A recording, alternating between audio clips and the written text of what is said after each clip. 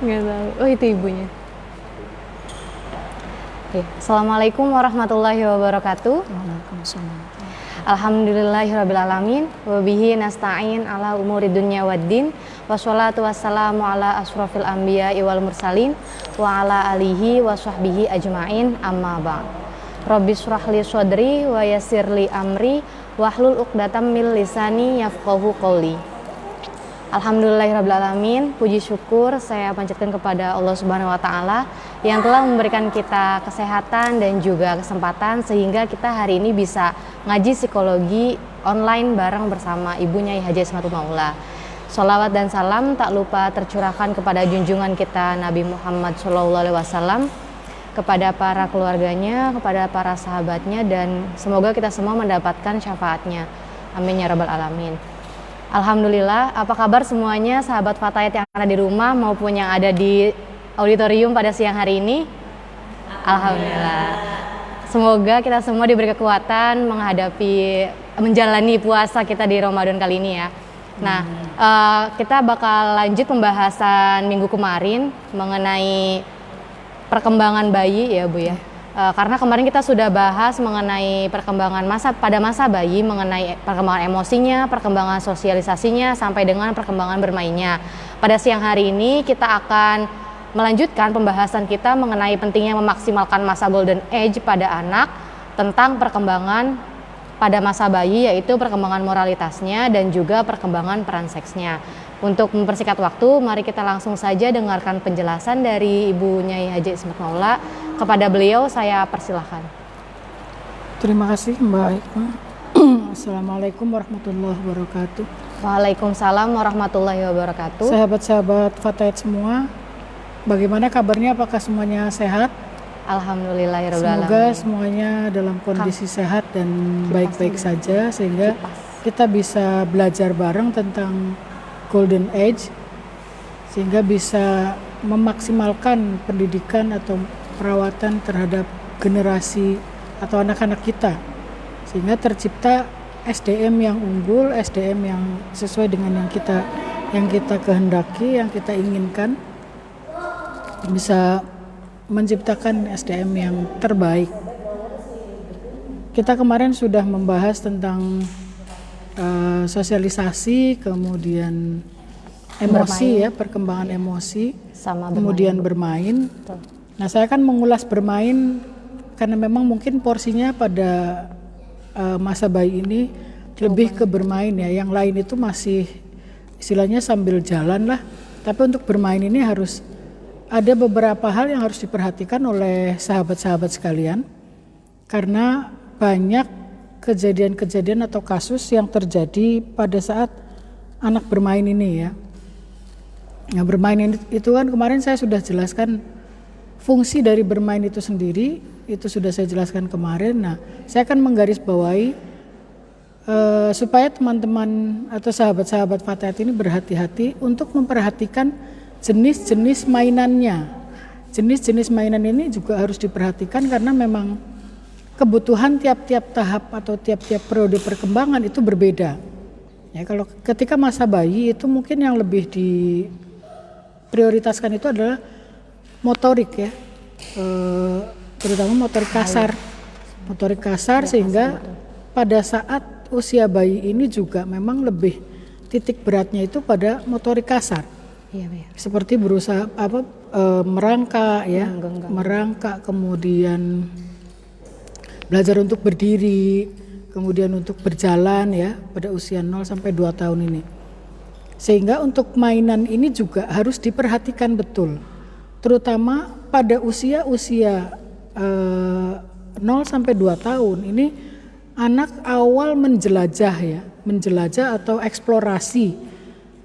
Ini harus berhati-hati, jangan sampai mainan itu ada yang perentil-perentilnya ya, atau yang part atau bagian-bagian yang kecil itu loh. Kenapa itu harus diperhatikan banget? Karena anak usia 6 bulan sampai 1 tahun atau sampai 2 tahun ya, itu masih seneng ngemut ya, memasukkan segala sesuatu itu ke mulut. Ya, fase oral itu. Ya. Nah, ini harus diperhatikan. Jadi kalau ada sesuatu yang kecil yang part itu kemudian dimakan, itu akan membuat anak tersedak ya. Nah, tersedak ini bisa fatal akibatnya, sehingga kenapa ini harus diperhatikan betul, karena memang bisa fatal akibatnya. Jadi mainan itu juga harus yang tidak bisa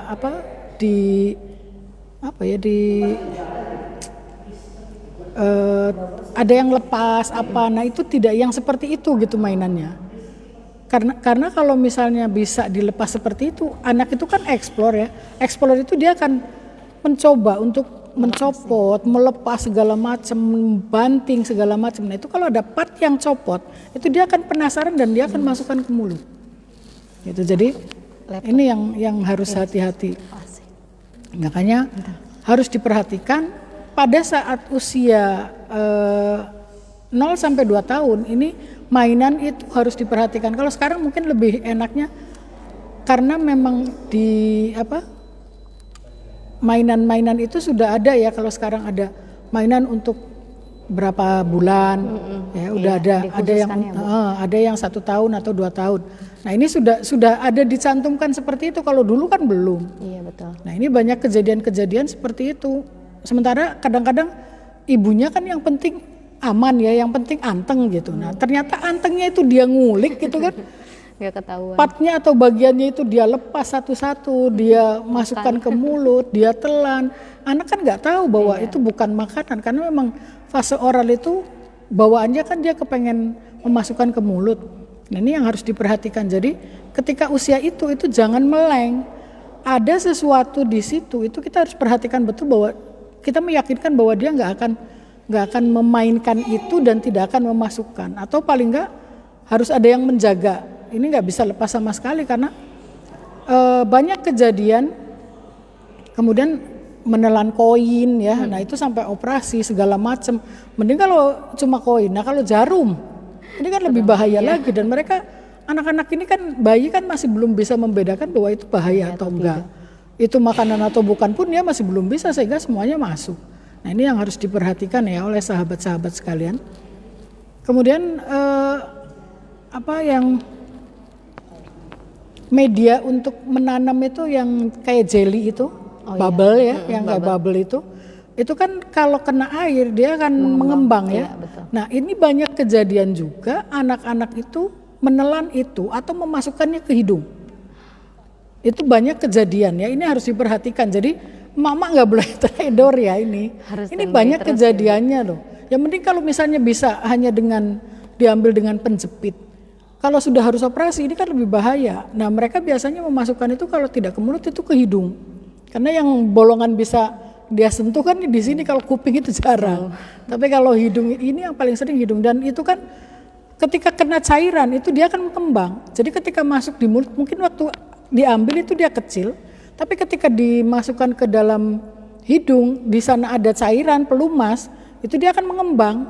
Jadi ketika dikeluarkan lagi itu sudah nggak bisa. Udah besar ya? Iya, sudah membesar, sudah mengembang. Nah ini biasanya yang kemudian mendadak dibawa ke UGD atau dilakukan operasi sito ya. Nah ini yang tidak kita inginkan. Hati-hati ibu-ibu yang hobi bercocok tanam tapi menggunakan media bubble itu ya. Jangan sampai kemudian si anak, karena memang warnanya kan macam-macam ya, berwarna-warni. Menarik. Itu menarik untuk anak, disangkanya bola padahal itu bukan mainan. Nah ini ibu-ibu biasanya lengah di situ gitu. Ini banyak kejadian, tidak 1 2, sering banget kejadian anak kemudian entah di tindakan yang darurat di UGD atau apa ya, itu banyak kejadian yang ada yang tertelan sampai tertelan. Nah itu kan operasi segala macam ya, itu yang tidak kita prediksikan terjadi seperti itu, tapi harus diperhatikan banget. Jadi untuk masa bayi ini ibu-ibu harus hati-hati banget. Makanya tadi saya katakan membeli mainannya itu jangan yang ada bisa dilepas ya. Atau kalau misalnya anaknya kalau sudah lebih dari 2 biasanya kan barengan sama kakaknya ya. Nah ini jangan, bukan berarti nggak boleh bareng-bareng, cuma masanya kan berbeda. ketika masanya berbeda, itu nanti kebutuhannya juga berbeda. Mainannya beda. Mungkin kakaknya sudah bisa membedakan bahwa itu nggak bisa dimakan. Tapi yang bayi ini tidak bisa membedakan. Dan kakaknya juga ketika adiknya makan paling juga cuma teriak-teriak. Nggak bisa untuk nulungin adiknya untuk tidak memakan itu gitu. Nah, ketika ibunya datang ya sudah ditelan segala macam. Ini kejadian yang makan koin aja juga mungkin kalau sahabat-sahabat sekalian perhatikan di medsos itu banyak banget ya.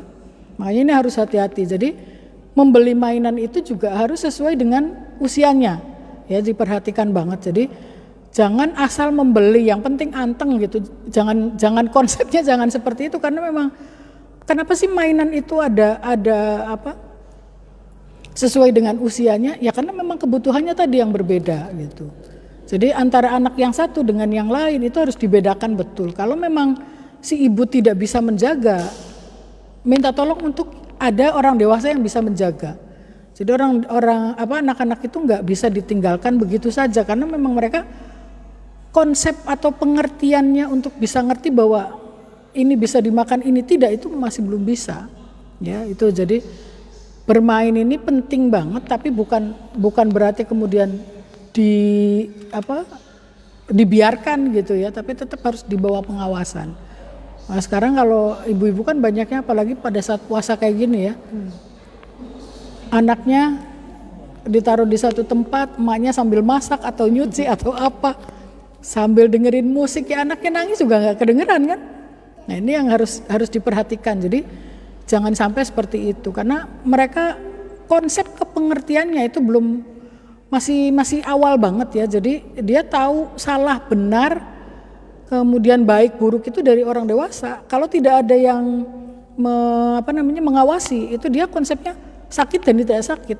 Kalau dia sakit dia akan nangis, kalau dia tidak nyaman dia akan nangis. Nah itu konsep pengertiannya baru sampai di situ gitu.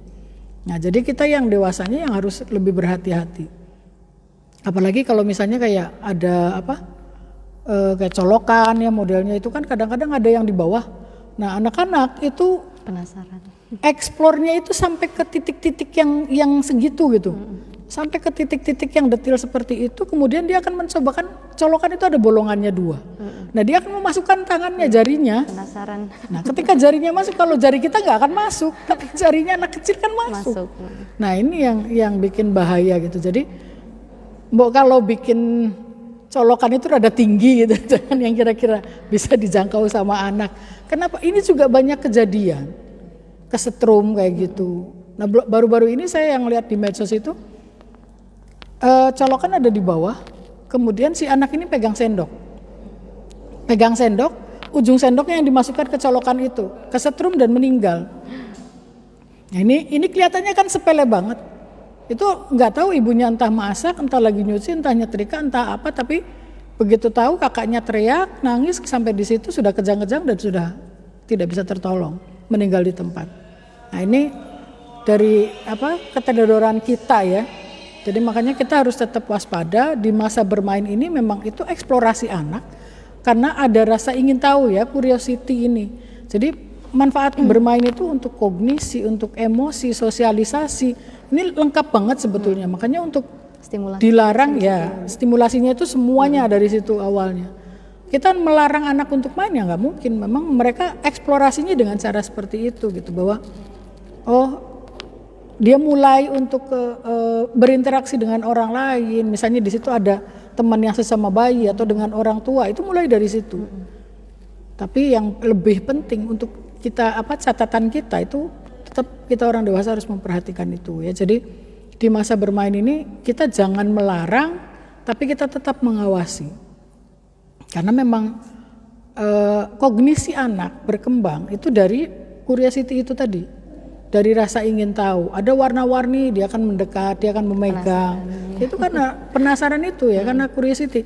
Kalau misalnya tidak ada curiosity, kognisinya nggak akan berkembang. Betul. Gitu. Jadi itu harus hati-hati banget.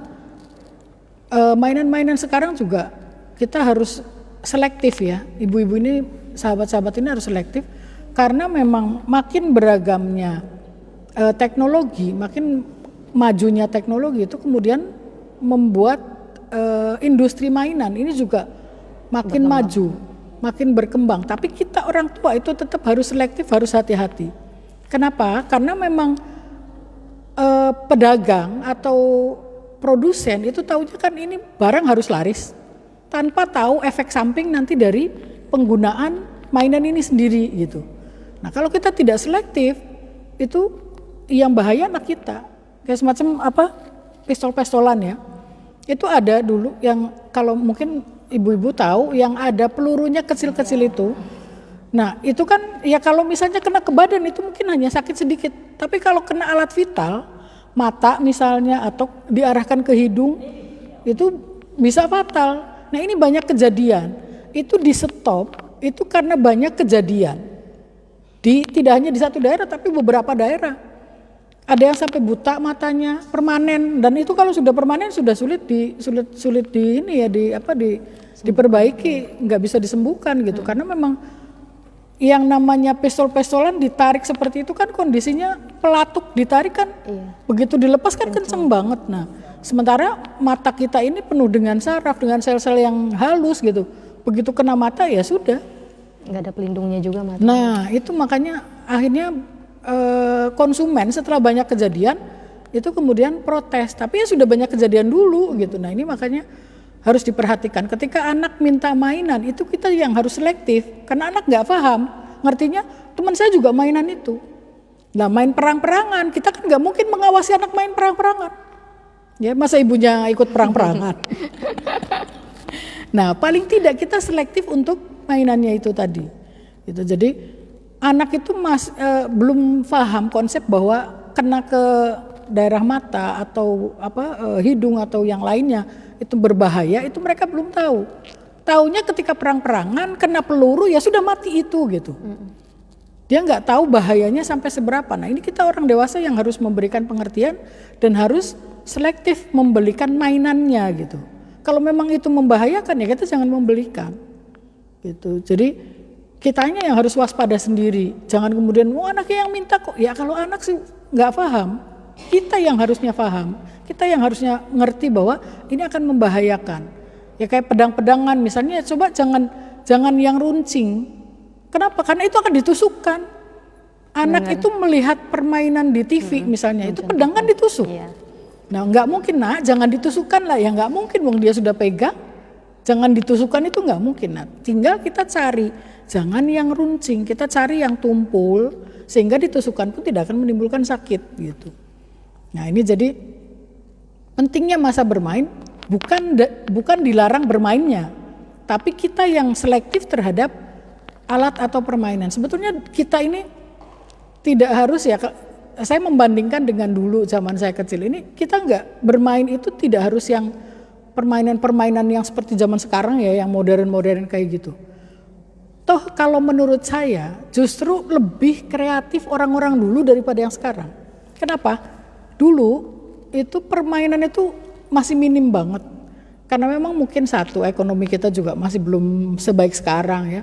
Kemudian kemajuan di Indonesia juga teknologinya masih belum seperti sekarang gitu. Sehingga kita main itu masih yang ada di sekitar saja. Dan itu kalau dari sisi psikologi sebetulnya lebih bagus kalau menurut saya ya. Kenapa? Anak akan lebih kreatif. Dulu mainan itu yang ada di sekitar. Misalnya kita main pasar-pasaran itu yang ada di depan saja. Segala macam tanaman itu kita ambil ya. Nah, anak sekarang kan nggak ada yang seperti itu. Kenapa? Karena mereka sudah ada fasilitas gitu. Permainan-permainan yang sudah difasilitasi, ada alat-alat masakan sendiri, ada ini. Kalau dulu kan kita nggak ada yang seperti itu gitu. Jadi ngambil dari dapurnya. Gitu. Ngambil dari dapur kan akhirnya. Kemudian kita pestol-pestolan juga belum ada. Kita membuat dari pelepah pisang itu ya. Kemudian kadang ada yang dari bambu ya. Nah itu lebih kreatif kalau menurut saya. Jadi untuk menstimulasi itu tidak harus mahal sebetulnya. Tinggal kreasi kita aja. Nah kita bikin gubuk itu juga di dalam rumah itu kursi dideret-deret ya, ditutupin kain.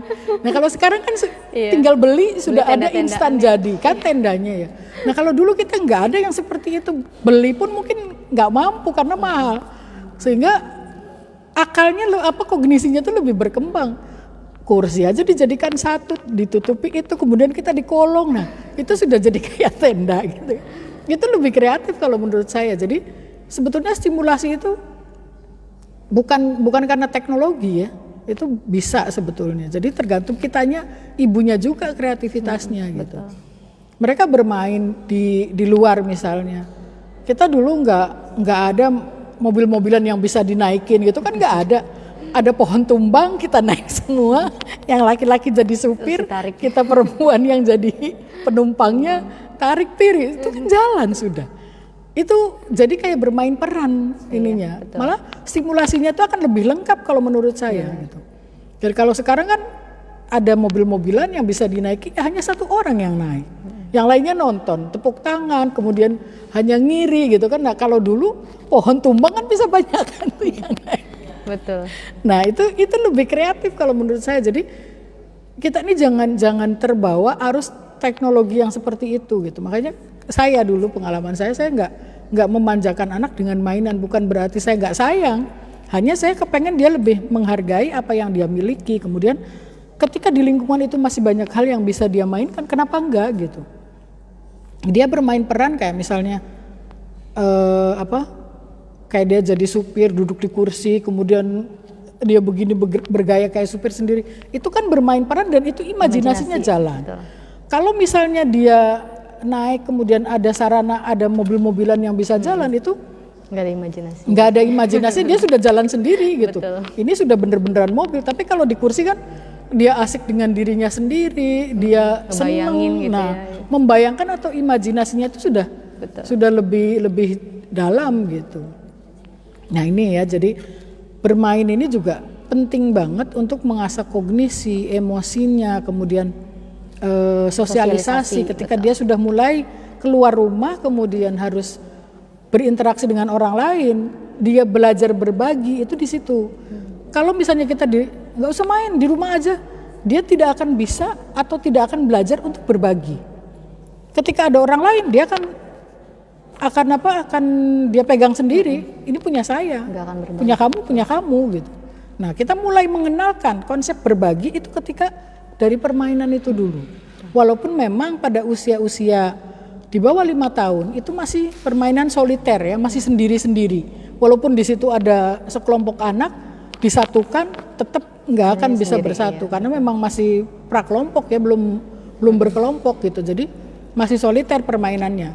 Tapi kita mengenalkan bahwa kamu nih ada temennya loh, kamu harus berbagi. Kita ajarkan untuk ketika anak kita misalnya ada beberapa mainan, kemudian temennya itu nggak ada mainan, kita coba untuk mengenalkan konsep berbagi. Ayo nak, itu temennya dikasih pinjem, biar bisa main bareng. Nanti kakak jadi ininya, nanti temennya jadi ini. Nah itu akhirnya dia, oh ternyata main berdua tuh asik.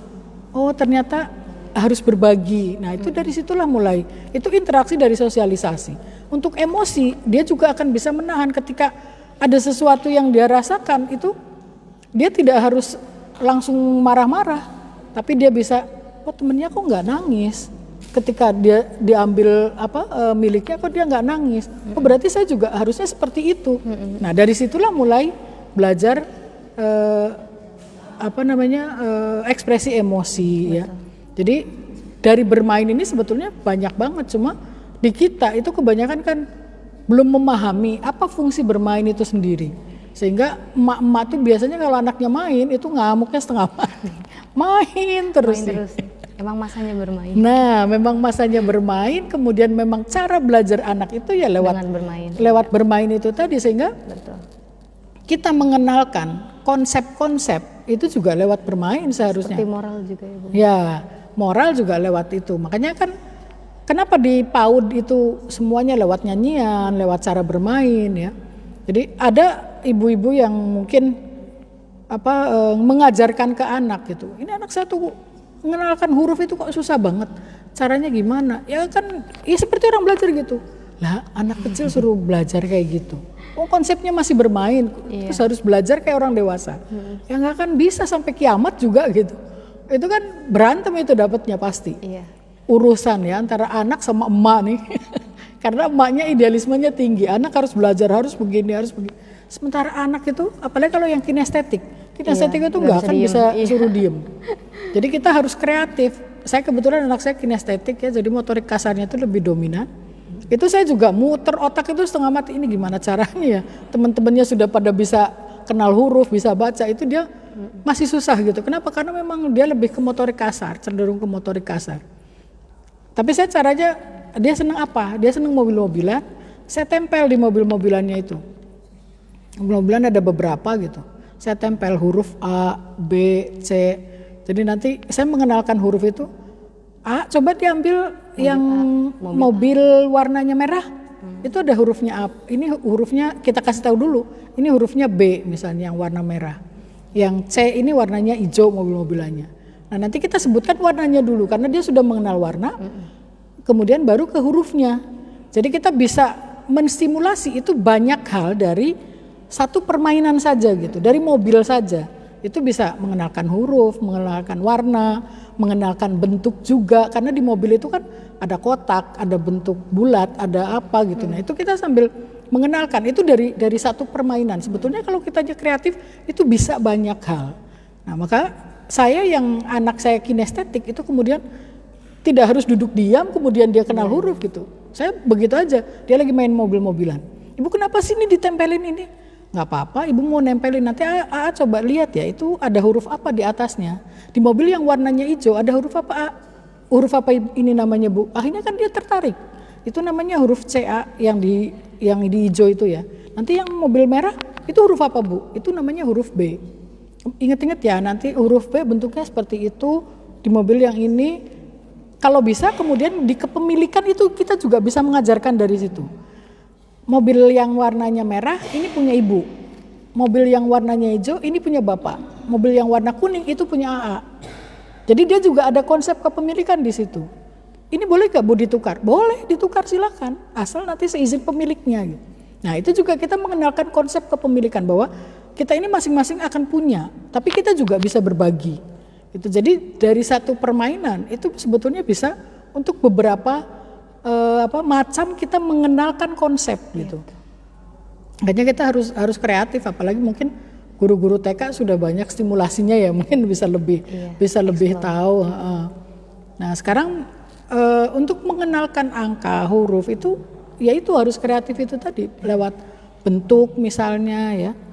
Jadi nggak harus duduk diam kemudian anak diajarkan, ayo anak-anak duduk manis. Lah di dunia manapun juga anak-anak nggak ada yang bisa duduk manis ya, kecuali emak-emak lah, emak-emak juga kadang-kadang susah. Apalagi anak-anak gitu.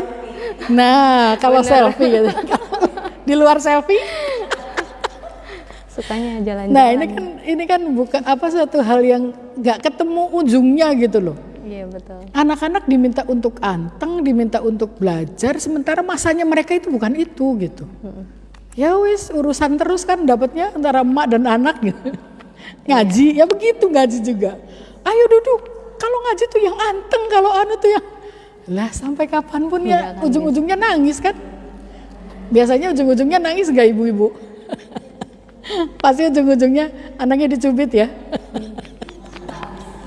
Nangis lagi. Nah ini jadi harus tahu dulu. Dengan kita tahu bahwa ini masanya bermain, kita bisa mengakomodir keinginan anak, tapi kita juga bisa mengenalkan ke anak konsep-konsep tadi gitu. Nilai-nilai itu juga dari situ. Dia mulai berinteraksi dengan teman. Nah, kalau kamu mau pinjam, kamu bilang, Andi, saya pinjam ya mobil-mobilannya, kamu tukeran dulu ya, kamu mainan punya saya mainan punya kamu. Jadi mengenalkan ke konsep itu juga bukan hal yang gampang, tapi bisa ya. Asal dengan cara bermain itu tadi jangan kayak formal banget, itu nggak akan masuk gitu. Tapi kalau sambil jalan kita ngawasi aja, nanti ketika ada yang bisa kita masuki kita coba masuk pelan-pelan. Mengenalkan konsep itu gitu. Karena memang kalau harus formal banget anak nggak akan bisa, nggak akan masuk gitu. Ini yang harus sahabat-sahabat tahu gitu. Jadi supaya sahabat-sahabat tidak terus berantem sama anak, ini harus tahu triknya. Salah satunya tahu anak itu pada saat itu masanya apa gitu. Ketika bermain ya kita jangan stop mainnya. Dia akan makin kita stop misalnya. Ayo, kalau nggak mau berhenti mainnya, nanti diancam apa, misalnya nggak dikasih uang, itu dia nggak akan mempan. Kenapa? Karena memang dia memiliki keasikan tersendiri untuk bermain. Karena lagi masanya. Tapi kalau kita coba masuk ke dunianya pelan-pelan, itu malah akan lebih masuk gitu. Makanya kalau di TK kan itu mengenalkan huruf, mengenalkan angka, itu lewat nyanyian, lewat bentuk-bentuk yang lucu. Nah itu dengan bermain gitu. Jadi untuk formal itu ya masih susah. Bisa bertahan 5 menit aja udah hebat banget itu. Anak saya dulu di TK nggak bisa. 5 menit itu nggak bisa, 2-3 menit. Lebih dari itu dia akan keliling kelas. Sampai gurunya juga kewalahan. Nah ini mungkin banyak kasus-kasus seperti itu. Jadi kita juga harus paham ya sahabat-sahabat sekalian, itu masa bermain. Nah moralitas ini juga kita mengenalkan sambil jalan ya. Moralitas itu pada saat 0 sampai 2 tahun ini masih moralitas yang sifatnya paksaan ya. Paksaan dalam arti dia tahu benar salah, baik buruk itu dari kita orang dewasa atau orang tua yang ada di sekitar gitu. Itu kita harus mengenalkan. Kalau tidak kita kenalkan, dia tidak akan kenal dengan sendirinya. Jadi anak itu belajar kan dari ekspresi kita sebetulnya. Ketika ekspresi kita berbeda dari biasanya, itu anak sudah menangkap sebetulnya. Nah kitanya itu harus hati-hati ketika mengekspresikan. Begitu dia misalnya dia melakukan apa, kemudian kita sudah teriak nadanya rada tinggi aja, dia tahu oh ini berarti nggak boleh gitu. Nah konsep moralitasnya itu awalnya dari situ dulu gitu. Jadi jangan kalau misalnya ada sesuatu yang tidak baik kemudian belum ngerti ini biarin aja. Nah justru konsepnya itu dari awal itu kita mengenalkan bahwa yang ini baik, yang ini buruk gitu. Itu kita harus jelaskan ke anak bahwa yang ini tidak boleh. Kenapa tidak boleh? Itu jelaskan. Kenapa yang ini boleh? Dijelaskan juga gitu. Kalau kayak zaman saya dulu kan orang tua nggak pernah menjelaskan. Misalnya nggak boleh main pisau. Gitu. Pokoknya jangan main pisau. Lah kita kan pengen tahu kenapa sih nggak boleh main pisau itu. Betul. Gitu. Nah beli kena kalau sudah beli kena bukan angel. Nggak ada keterangannya ya, nggak ada catatannya. Pamali nggak kena. Padahal justru karena ada rasa curiosity atau rasa ingin tahu, itu kita pengen tahu kenapa sih nggak boleh gitu, apa akibatnya. Nah kita coba jelaskan. Nah ini kan tajam, kalau kena ke jari kita itu akan melukai. Kalau sudah luka itu akan berdarah. Kalau berdarah itu nanti sakit. Kalau sakit ada yang nggak bisa main. Nah jadi dengan bahasanya anak, tidak dengan bahasanya emaknya gitu. Kalau dengan bahasa emaknya, ini juga nggak akan kena gitu. Pengalaman saya dulu anak saya itu memang curiosity-nya juga tinggi banget. Segala sesuatu itu dipegang. Pengen tahu. Dia megang gunting. Ada gunting anak-anak kan yang tumpul gitu. Iya. Saya ganti itu. Pakai ini. Nggak mau, ini nggak jalan Bu. Memang hanya untuk kertas kan, kalau untuk plastik dia nggak jalan. Nggak mau yang kayak punya ibu, pokoknya yang itu. Ya sudah. Tapi saya jelaskan, nanti ini tajam. Kalau kena itu nanti gini, saya jelaskan. Tetap dia kekeh, saya biarkan tapi saya awasi. Coba apa yang akan dia lakukan gitu. Ternyata bener kena ke jarinya, berdarah. Saya deketin, kenapa? Kok nangis? Ternyata bener kata ibu, ini tuh tajam, ini tangan kena, ini berdarah Bu. Ya terus sekarang gimana? Diobati Bu, biar cepat sembuh. Terus enak apa enggak? Enggak, sekarang maunya yang tumpul itu pakainya. Dia nggak mau lagi pakai yang gunting yang sebenarnya itu. Karena dia sudah merasakan. Jadi, tapi bukan berarti kalau bahaya itu kita biarkan ya. Kalau memang itu bahaya, jangan kita biarkan. Lebih baik anak nangis gitu. Tapi kalau memang yang tidak berbahaya, itu ya nggak apa-apa kita biarkan. Dia mencoba sedikit ya, kalau memang bahayanya sedikit nggak apa-apa. Kayak anak saya tuh mengamati lilin, dia pengen tahu lilin kenapa bisa nyala gitu. Saya bilang ini ada sumbunya, tapi kok sumbunya nggak habis-habis Bu katanya. Saya jelaskan. Nah itu dia tetap pengen megang apinya. Saya bilang panas, ini lilin yang melelehnya saja panas, jangan dipegang, kamu akan melepuh ininya, nanti panas sakit merah.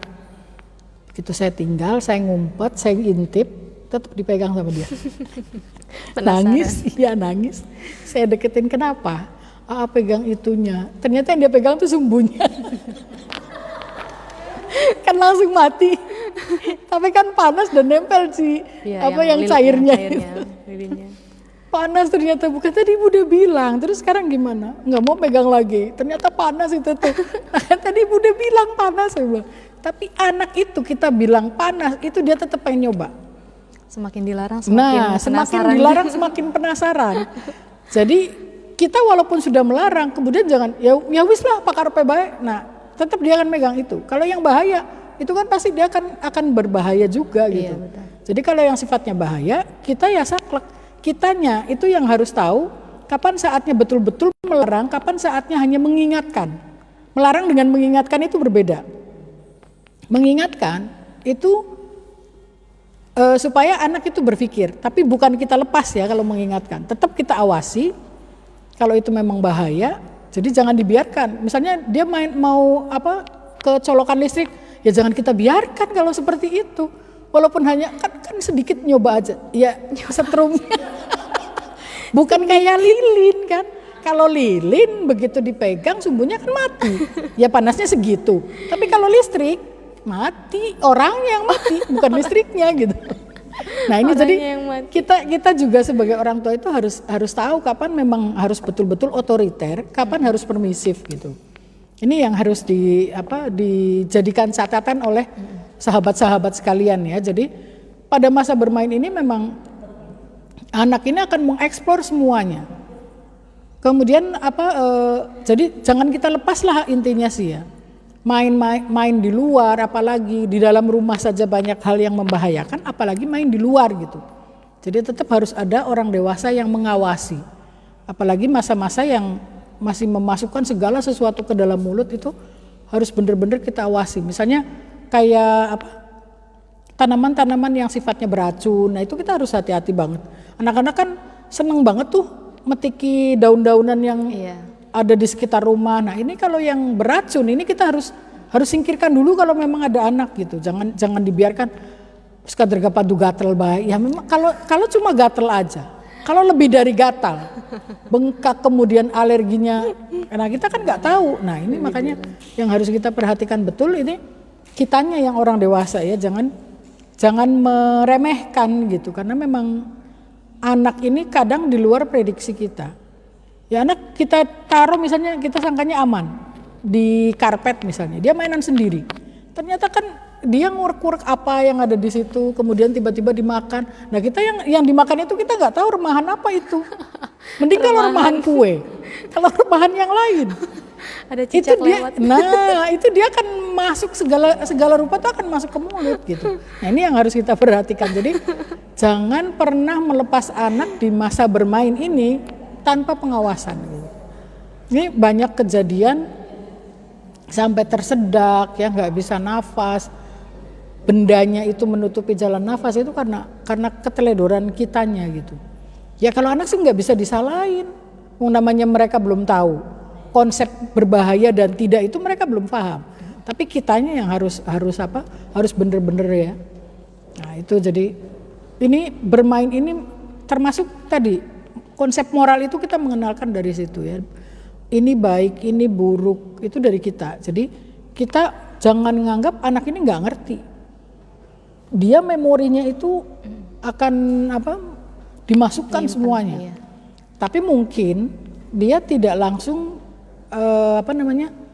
nggak langsung menjawab atau merespon gitu ya. Tapi mungkin dia nanti meresponnya itu ketika sudah bisa merespon. Betul. Gitu. Jadi kita tetap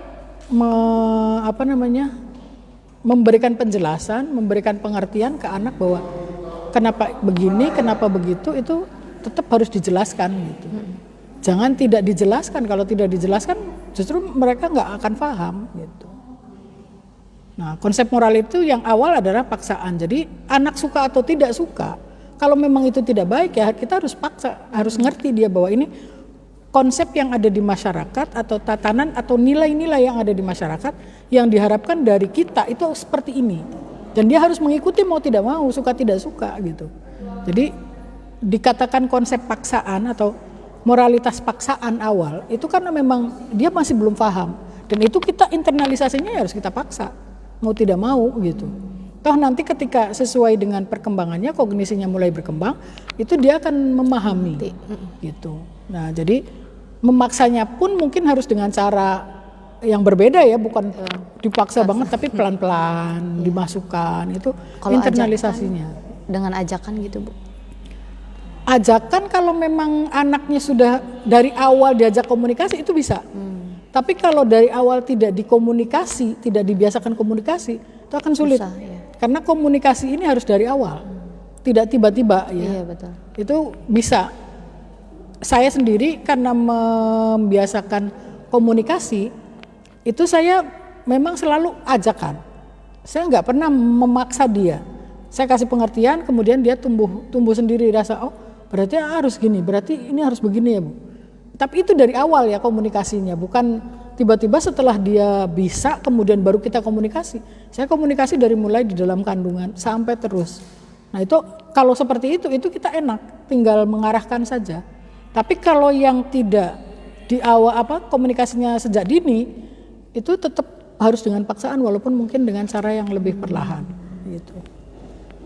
Jadi konsep moralitas di masa bayi ini 0 sampai 2 tahun itu masih dengan moralitas paksaan ya.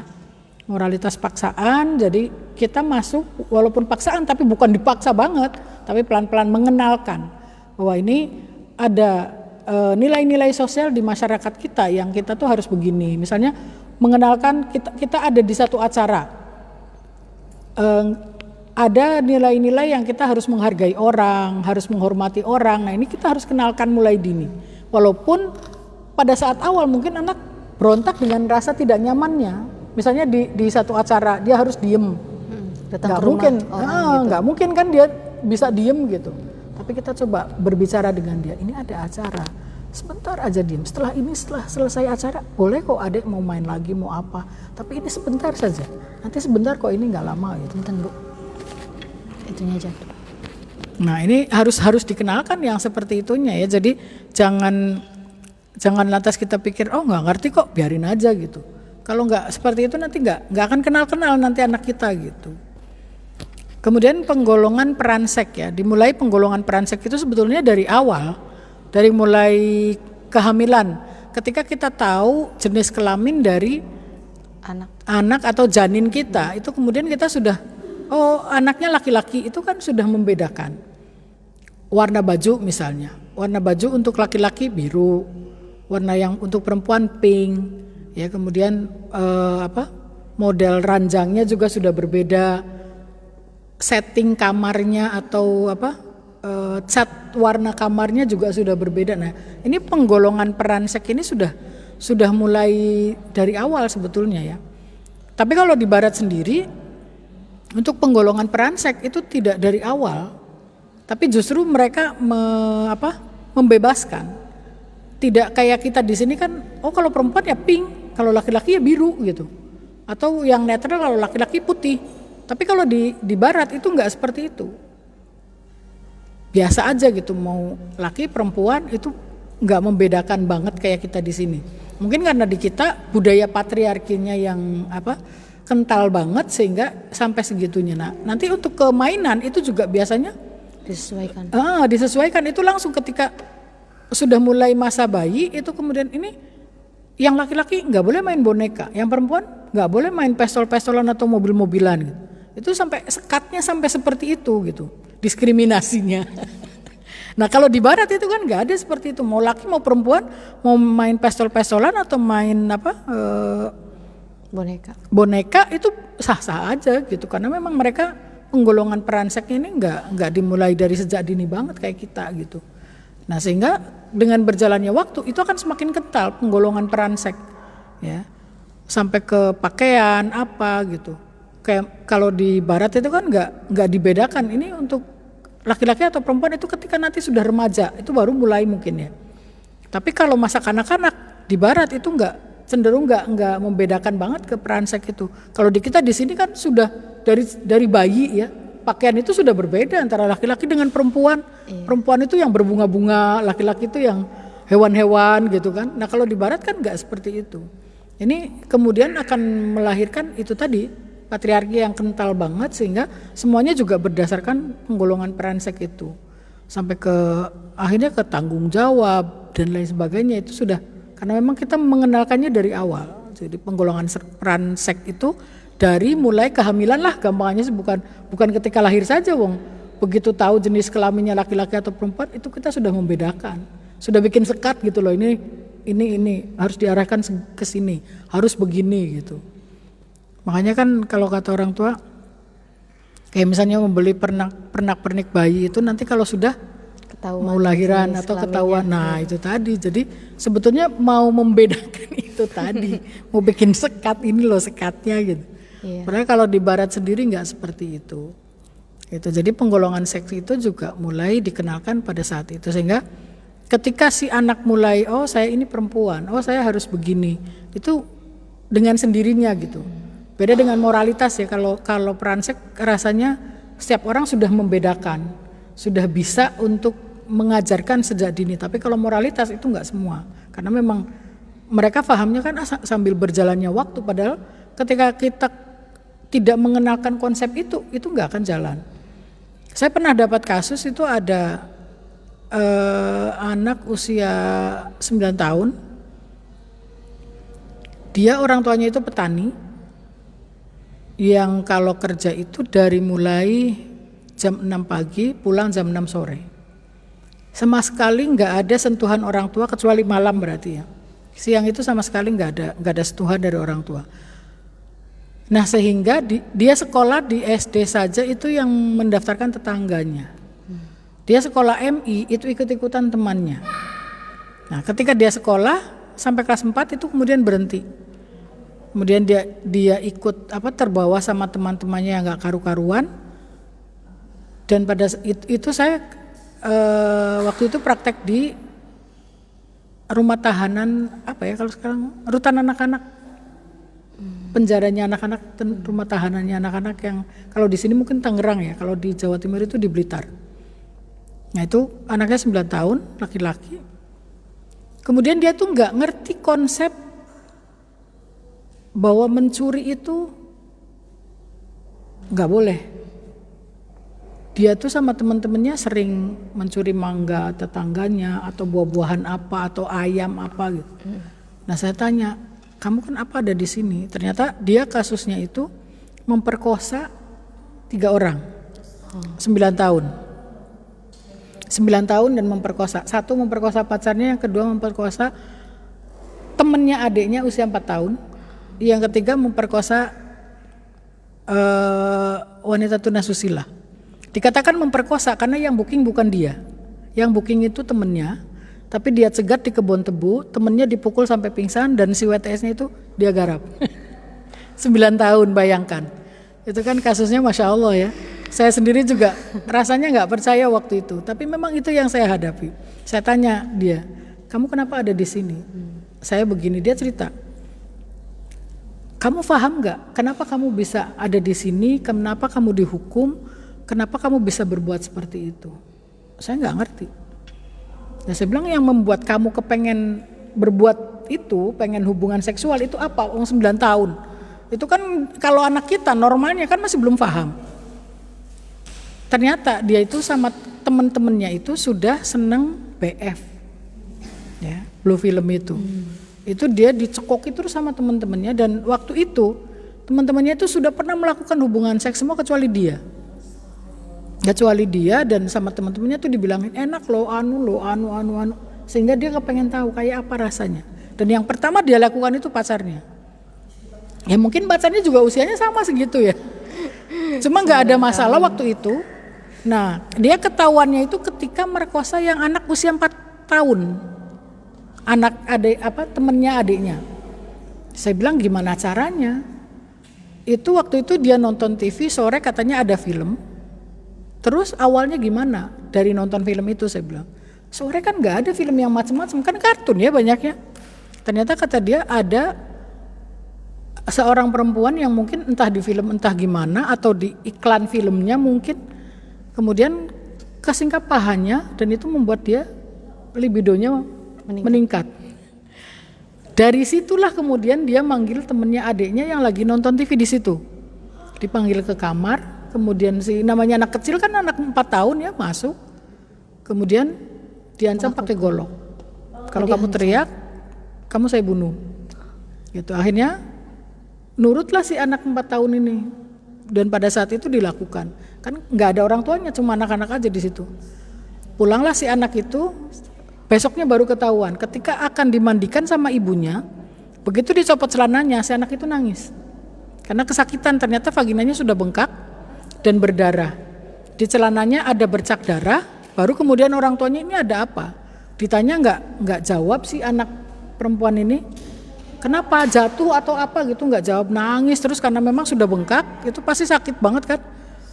Itu kemudian nggak mau jawab. Nah pas mau dibawa ke puskesmas, akhirnya si anak ini ngomong bahwa kemarin itu saya dipanggil ke kamar sama kakaknya si Anu, kemudian diapakan, baru itu anak itu cerita.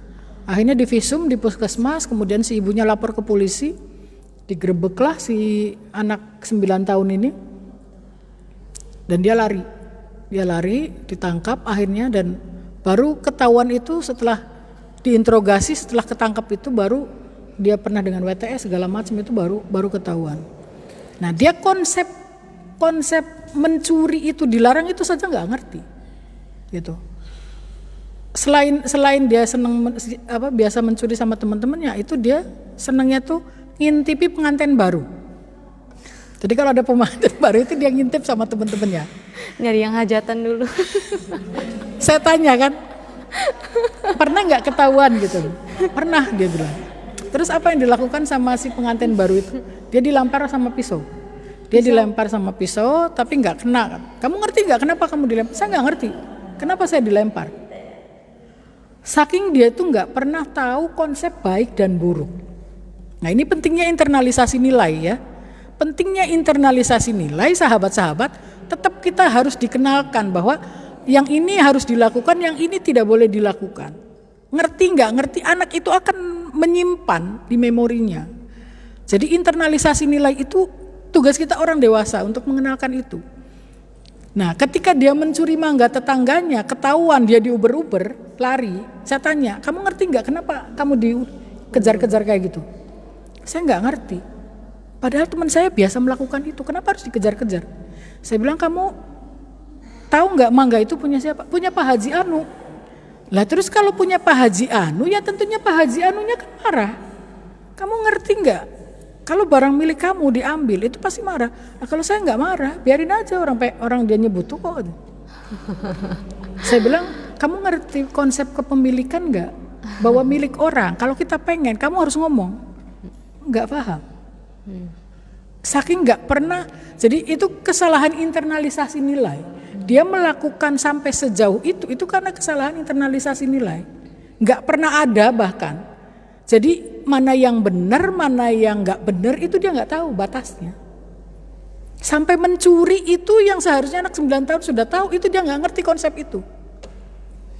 Karena sama orang tuanya memang nggak pernah diinternalisasi nilai-nilai itu, bahwa mencuri itu nggak boleh, bahwa kalau punya orang kita kepengen itu harus minta, itu dia nggak paham. Itu pentingnya internalisasi. Jadi mau anak itu ngerti atau enggak, kita tetap harus menginternalisasi nilai gitu. Ini loh nak yang harus kamu lakukan, ini yang nggak boleh gitu. Jadi sampai ke dia nonton BF pun nggak ngerti kalau itu nggak boleh, kalau itu haram, itu nggak ngerti dia. Terus saya harus bagaimana, kata dia. Nah kan kita bingung. Masa kita internalisasi nilai dari awal lagi, ya kan? Iya. Nah ini jadi dia sekolah pun ya karena memang hanya ikut-ikutan temennya, jadi nggak ada yang masuk karena memang sebetulnya internalisasi nilai kan orang tua dari awal gitu, bukan tiba-tiba internalisasi nilainya. Gitu. Dan yang unik ketika saya tanya, nah kamu nanti keluar dari sini mau jadi apa? Pengen jadi penjahat yang paling hebat. Saya sempat. Oh, wow. Saya bilang kenapa? Kamu nggak kepengen jadi guru, kamu nggak kepengen jadi presiden, kamu nggak kepengen jadi dokter, atau kamu nggak pengen jadi polisi? Enggak. Kenapa? Karena saya sudah di blacklist. Menurut dia. Jadi konsep dirinya sudah kena. Iya. Saya sudah di blacklist, saya sudah hitam, nggak akan bisa kembali putih lagi. Saya nggak mungkin jadi orang baik-baik. Makanya cita-cita dia kalau besar jadi penjahat yang paling hebat. Nah ini mirisnya. Ini banyak ya sahabat-sahabat. Kalau kita datangi tempat-tempat tertentu yang mungkin nggak pernah kita datang, itu banyak kejadian-kejadian yang seperti ini. Itu yang bikin kita miris gitu. Jadi mungkin kalau ada komunitas atau apa ya, tetangga-tetangga yang masih minim seperti itu, ya mungkin kita harus saling mengingatkan itu. Perlunya kita bertetangga dan kita empati, kita peduli itu untuk mengurangi hal-hal yang seperti ini. Ya, sampai anak ada yang seperti ini kan Masya Allah, miris banget gitu. Ini konsep moral, jadi awal mungkin memang tadi konsep moral masih paksaan ya, tapi nanti pelan-pelan juga dia akan paham. Dengan berjalannya waktu, dengan kita memberikan arahan dan lain sebagainya, itu mereka akan lebih ngerti gitu. Itu perkembangan moral dan penggolongan peransek. Mungkin itu yang bisa saya sampaikan. Barangkali sahabat-sahabat ada pertanyaan, monggo. Ya, alhamdulillah, terima kasih banyak atas penjelasan yang sangat seru dan cukup menarik ya pada siang hari ini. Nah, buat sahabat Fatayat yang lagi di rumah yang sedang menonton ataupun yang ada di auditorium ini, boleh jika ingin bertanya. Boleh, enggak? Kalau belum, paling nanti saya dulu yang bertanya. Sambil berpikir ingin bertanya apa ya Bu ya? Udah ada? Oke, boleh. Kang, boleh diarahin sama kameranya.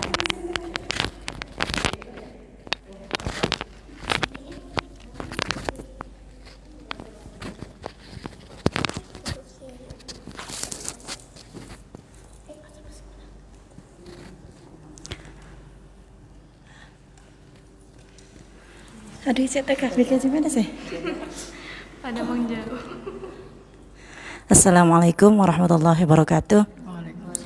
Saya sahabat Fatayat dari Japura Bakti, atas nama Umiroh. Yang saya akan tanyakan, ada kejadiannya di lingkungan saya sendiri. Jadi tentang peransek itu, Ibu Teh Isma. Dari kecil tuh memang dia sudah kayak baju kayak gitu, kembang-kembang kayak gitu, kayak cewek lah, terus dipakein bando, terus apapun yang kegiatan cewek tuh diituin, selalu diajarkan sama ibunya tuh. Mungkin entah mungkin dia pengen punya anak cewek atau gimana, nggak tahu lah. Tapi dengan beranjaknya waktu, maksudnya usianya udah lebih lanjut lagi, udah 5 tahun, 6 tahun kayak gitu, udah menunjukkan dia tuh kelainan itu loh, maksudnya tuh kayak kayak keperempuan gitu loh. Jadi gimana tuh kalau misalnya, apakah dari pengajaran tersebut, misalkan dari ibunya memakaikan baju cewek, ngasih bando kayak gitu, pengaruh ke karakter kayak ke cewek-cewekan, atau bagaimana menyikapinya, misalnya menyembuhkannya, apa masih bisa disembuhkan gitu loh Teh. Mohon penjelasan Teh. Makasih. Terima kasih. Assalamualaikum warahmatullahi wabarakatuh. Waalaikumsalam warahmatullahi wabarakatuh. Baik, terima kasih Mbak bagus sekali pertanyaannya. Ini memang mungkin banyak sahabat-sahabat yang masih belum memahami ya untuk konsep peransek ini. Walaupun mungkin di kita sudah dikenalkan sedemikian rupa ya dari awal itu sudah, tapi ketika ada kesibukan lain mungkin secara tidak disadari juga bisa terjadi kelengahan kita ya.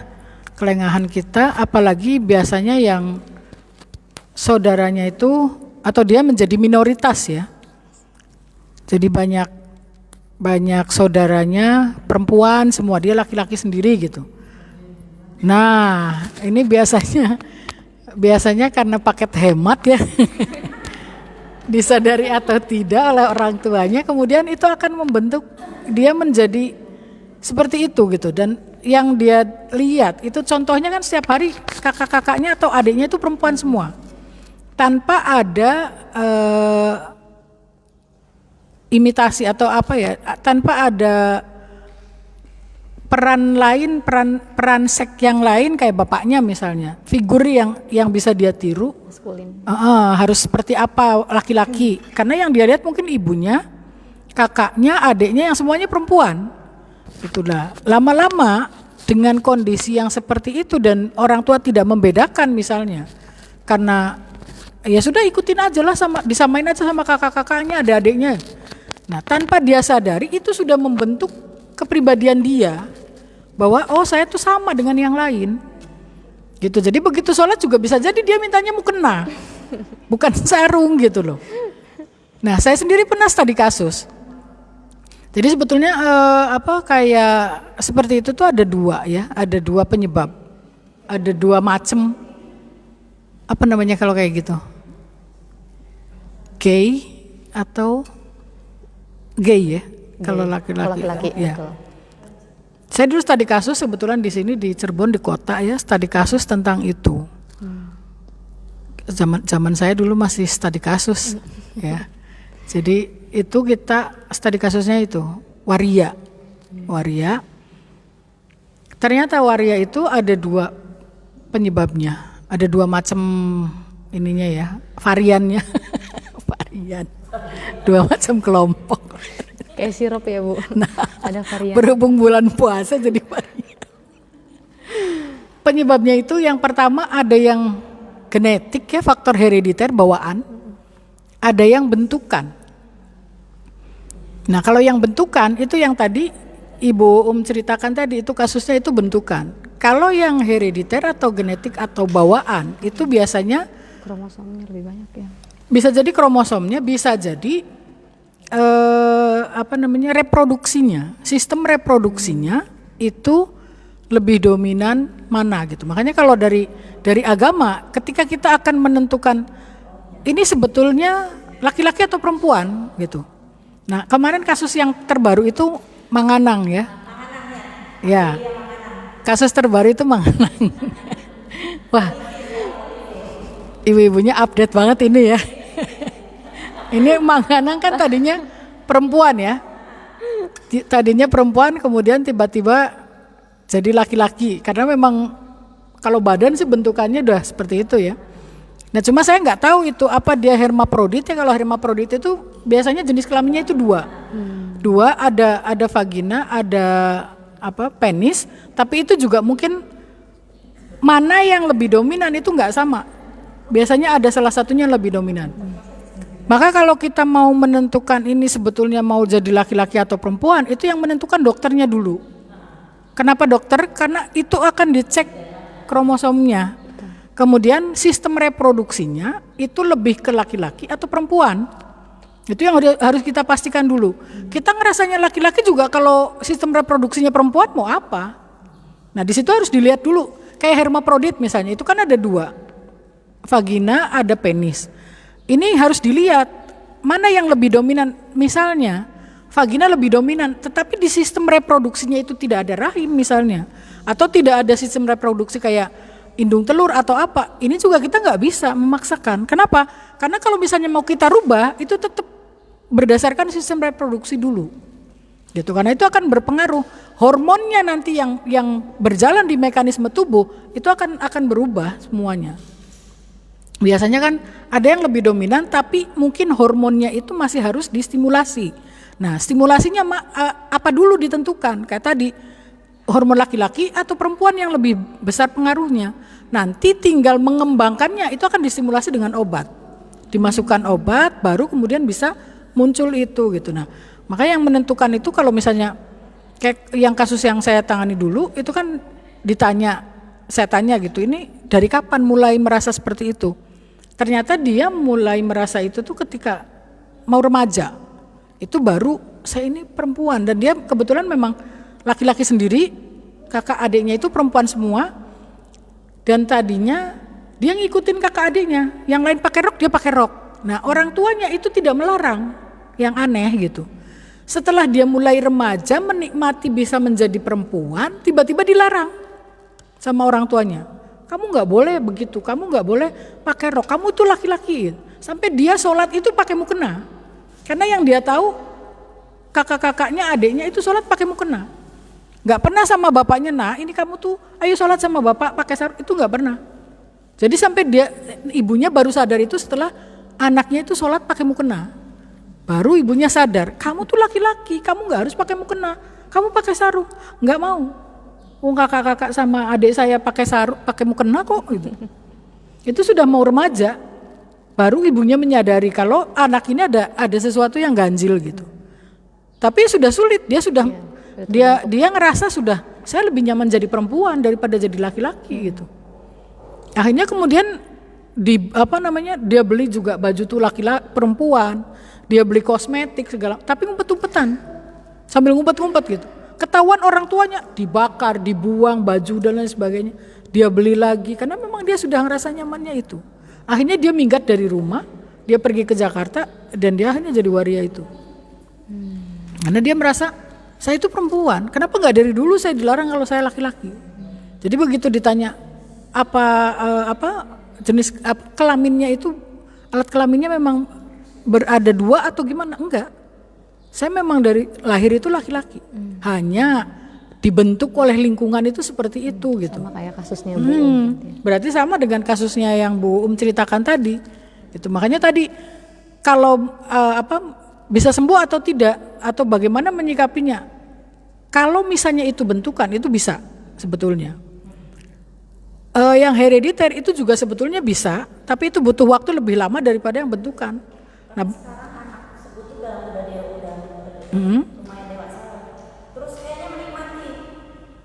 Nah itu harus diterapi kalau seperti itu, kalau sudah seperti itu nggak bisa dirubah dengan dimarahin segala, itu nggak akan jalan.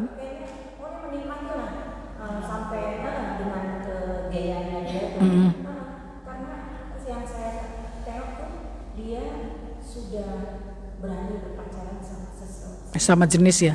Udah gay berarti. Ya itu sudah harus diterapi kalau memang mau sembuh gitu. Karena memang dia sudah merasa identitas dirinya itu dia perempuan gitu.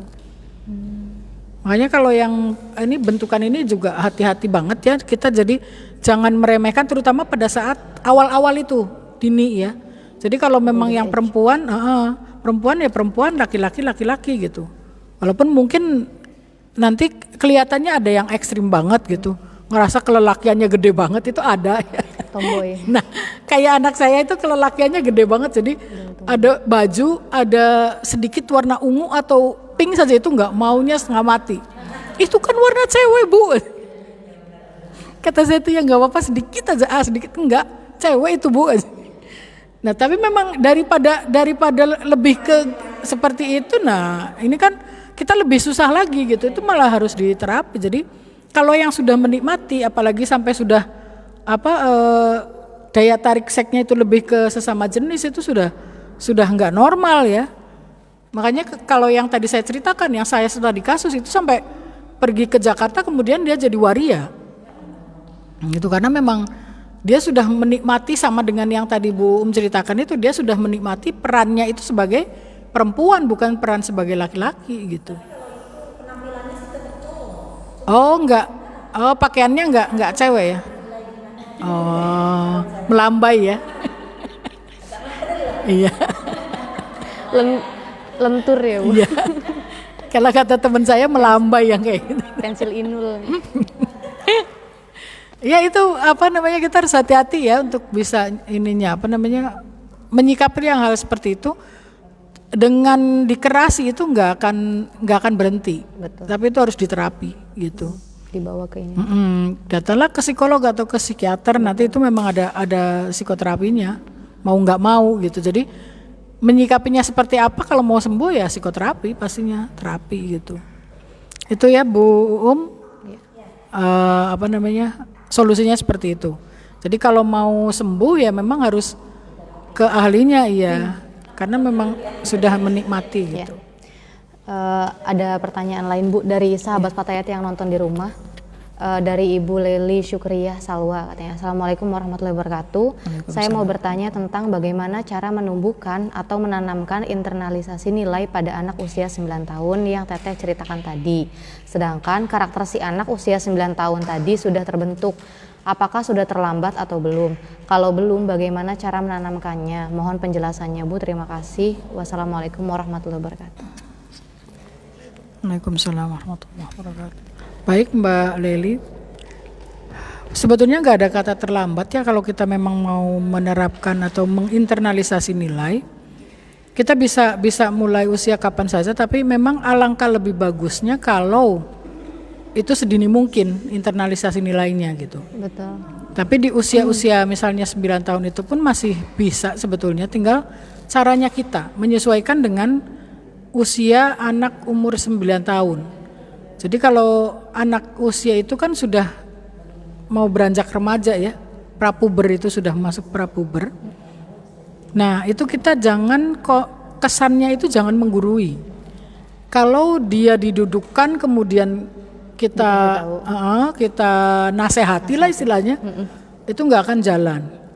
Nah kita sebaiknya bagaimana caranya? Ya dengan kita masuk ke dunianya gitu. Jadi kita rangkul dia, kita ajak ngobrol dia pelan-pelan, tidak harus formal ya, jangan formal justru. Kalau formal itu nanti kalau kesan antara anak dengan orang tua nggak akan jalan. Apalagi anak prapuber ya. Iya. Anak prapuber ini gampang-gampang susah gampang ngadepinnya. Jadi kita harus tahu selanya. Anak ini nih sukanya apa? Nah kita coba masuki itu. Pelan-pelan nanti kita masukin nilai-nilainya itu. Memang nilai-nilai itu kan nggak bisa langsung ya. Kita jangan bosen. Untuk menginternalisasi nilai ini kan butuh proses. Ini kita jangan berharap begitu kita nasehatin misalnya kita ngomong harus begini-begini, anak langsung paham. Nah biasanya terjadi clash atau terjadi miskomunikasi itu karena harapan si ibu terlalu besar ekspektasinya. Kepengen begitu diomongin anaknya langsung ngerti. Nah, wong emaknya aja diajak ngomong nggak ngerti. Lah pengen anaknya sekali diajak ngomong terus langsung pinter gitu kan gimana caranya?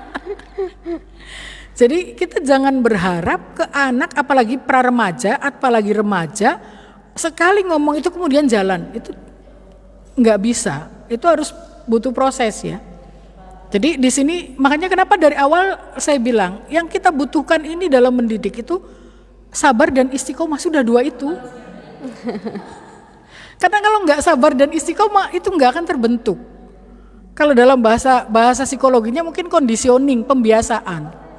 Nah, itu kan butuh kesabaran yang masya Allah dan keistiqomahannya iya. Jadi kalau di kita bahasa agamanya konsepnya ya sabar dan istiqomah tadi. Kalau bahasa psikologinya conditioning itu, ya itu untuk mengubah atau memodifikasi perilaku. Caranya dengan cara seperti itu. Jadi internalisasi nilai pun begitu sama. Kita mengenalkan konsep misalnya kita yang dari pesantren dengan yang di luar pesantren itu kan pasti nilai-nilainya berbeda. Tatanan nilainya atau nilai sosialnya itu berbeda. Mereka yang ada di luar misalnya konsep pacaran itu biasa. Nah, sementara di kita di pesantren tabu. Itu kan hal yang luar biasa kalau yang kayak gitu. Tabu, iya. Nah, ini kita mengenalkan juga jangan kamu nggak boleh pacaran, kamu dengan doktrin agama misalnya nggak akan jalan. Itu nanti akhirnya backstreet ya. Pemberontakan. Nah, itu backstreet boy nanti. Backstreet boy atau backstreet girl gitu ya. Itu nanti petumpetan. Kenapa? Karena dia memang itu masanya. Masa dia untuk tertarik ke lawan jenis. Ada sex appeal ya, namanya sex appeal itu ada daya tarik seks dari lawan jenisnya. Nah itu sudah sunnatullah, nggak bisa kita hapus gitu. Nah berarti kan tinggal kita caranya mengarahkan. Nah pacaran itu kenapa sih di agama itu dilarang? Ini begini-begini. Coba menurut kamu yang sudah sekolah belajar itu bagaimana? Nah kita coba tanya konsep dia seperti itu bagaimana? Nah kalau misalnya iya ya Bu, di ini tuh saya sendiri juga paling saya rasakan kesulitan itu ketika remaja. Saya di anak-anak relatif nggak ada kesulitan, tapi ketika masuk ke remaja itu masya Allah. Challenge-nya banyak. Nah ya. Itu dia. Tapi saya juga nggak mau kalah. Ini berarti tantangan saya gitu. Ketika dia mulai ada tertarik ke lawan jenis, ini saya ini saya harus gimana ya gitu. Apa saya melarang? Gak mungkin juga gitu. Kalau bapaknya sudah wanti-wanti sudah jelas. Bapaknya udah jelas gitu. Makanya dia begitu saya coba tanya, punya pacar enggak gitu. Dia sudah, enggak kok Bu. Dia sudah menutupi, sudah pasang barikade dia. Tapi, nah saya sudah mencoba, ini pasti punya. Tapi cuma dia takut saya marah gitu. Terus saya bilang, Takut mau jujur ya Bu. masa sih anak muda nggak punya pacar gitu? Enggak kok Bu, masih tetap kekeh enggak ya. Saya pelan-pelan masuk, temennya tuh yang ini kayaknya udah punya pacar deh gini. Mulai dia kepancing. Tapi Ibu nggak marah kan kalau aku punya pacar gitu? Enggak, kenapa marah? Justru Ibu seneng. Tertarik sama cewek berarti anormal. Justru ibu bingung dan Ibu sedih kalau tertarik sama laki-laki. Ibu nggak marah kan? Enggak saya bilang. Coba anak mana saya bilang. Akhirnya dia cerita, dia terbuka karena tahu dia saya nggak marah. Tapi dia cuma bilang gini, tapi Ibu jangan ngomong sama bapak ya, karena dia tahu bapaknya pasti marah. Karena bapaknya udah wanti-wanti jangan pacaran doktrinnya sudah. Kalau saya nggak pakai doktrin kan coba maunya dia apa gitu. Iya, jadi Akhirnya, sahabat anak ya Bu. Iya, makanya terus dia mau cerita tuh begini awalnya tertarik itu begini. Kan ada di pondok, dia juga ada di pondok kok bisa gitu. Akhirnya dia cerita. Awal pertemuan. Jadi saya tahu caranya seperti itu. Ya memang kita nggak bisa menghindari sunnatullah seperti itu gitu. Itu Gusti Allah membuat manusia itu sudah include dengan daya tarik seksnya, dengan ketertarikan dengan lawan jenis. Kita tutupi, kita jangan, itu juga nggak mungkin. Bisa, iya. Tinggal cara kita mengarahkan sehingga begitu dia mulai tertarik saya bilang nggak apa-apa kok, nggak masalah. Tapi yang harus tahu konsep kita di sini itu seperti apa. Batasan-batasan. Batasannya itu bagaimana? Ngerti kan? Yang ada di budaya kita seperti apa? Iya Bu. Berarti itu kan sekedar tertarik saja ya, saya bilang gitu. Iya. Tidak akan lebih jauh kan? Iya. Nah, yang penting kan dia tahu nilai-nilai atau tatanan sosial yang ada di lingkungannya. Jadi dia punya pengalaman itu, tapi itu akan dia jadikan sebagai pelajaran gitu. Bahwa dia punya ketertarikan, bahwa nanti kedepannya itu akan melangkah lebih lagi gitu. Nah, ini konsep-konsep yang seperti ini yang harus kita tanamkan gitu dari awal. Jadi bukan tiba-tiba nanti. Kalau tiba-tiba nanti dia akan berontak dulu nantinya gitu. Jadi konsep-konsep ini yang harus kita internalisasi dari awal. Mungkin secara informal aja ketika kita ada undangan gitu tuh nanti suatu saat kalian juga akan seperti itu. Walaupun sekarang masih kecil tapi nanti juga akan sampai ke sana arahnya. Iya. Nah, tinggal kita nanti begini. Itu nanti dia lebih ngerti. Iya ya, nanti satu saat juga saya akan jadi pengantin. Satu saat saya akan menikah. Satu saat saya akan punya anak. Ada waktunya sendiri. Nah, itu tapi kita tetap harus internalisasi. Bukan berarti dengan berjalannya waktu dia akan bisa dengan sendirinya, enggak. Tetap kita harus kenalkan itu. Kita harus masukkan nilai-nilai itu gitu. Supaya nanti ketika dia sampai pada waktunya itu dia tahu rambu-rambunya, tahu pakemnya. Saya remnya ada di sini nih. Saya sampai sini cukup. Saya harus berlanjut. Jadi dia tahu gitu. Kalau tidak diinternalisasi nilai itu dia nggak akan tahu apa yang diharapkan. Jadi harapan kita orang tuanya bapak atau ibunya dan lingkungan itu dia harus tahu.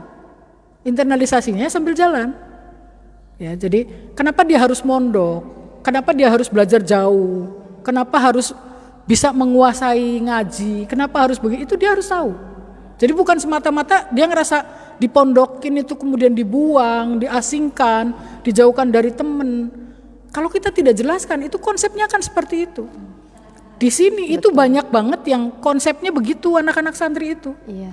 Saya tuh dibuang sama orang tua saya, makanya saya nggak betah di sini.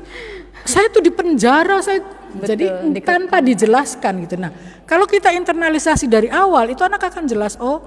Saya kan tiba di tahapan ini karena ada harapan. Ada harapan orang tua, ada harapan masyarakat, ada harapan orang banyak untuk saya bisa menguasai ilmu itu. Kemudian saya akan diharapkan bisa terjun di masyarakat, bisa membimbing, bisa mengarahkan masyarakat misalnya. Jadi itulah pentingnya internalisasi nilai. Untuk moral itu seperti itu. Jadi sampai ke penggolongan peransek itu memang harus dari awal, tidak tiba-tiba gitu. Kalau sudah terbentuk ya itu tadi akhirnya harus diterapi. harus disesuaikan lagi. Begitu ya Ibu Bukan, Bu Leli. bukan Mbak Leli ya. Iya. Sudah selesai tadi ya. Nah, Iya. Mbak Leli seperti itu, jadi pelan-pelan, tidak ada kata terlambat untuk bisa internalisasi nilai, walaupun mungkin putranya sudah 9 tahun ya. Nggak ada kata terlambat, tinggal cara kitanya sesuaikan dengan tahapan usianya. Iya betul, sama cara dunianya anak. Iya, jadi jangan dipaksakan, tapi pada saat itu tahapannya seperti apa, nah itulah ikuti alurnya. Betul. Itu mungkin ya Mbak Leli. Oke, terima kasih Ibu. Ada yang mau bertanya lagi dari Iya, penonton. iya, silakan. Partisip. Apresiatornya mau enggak kedengeran nanti.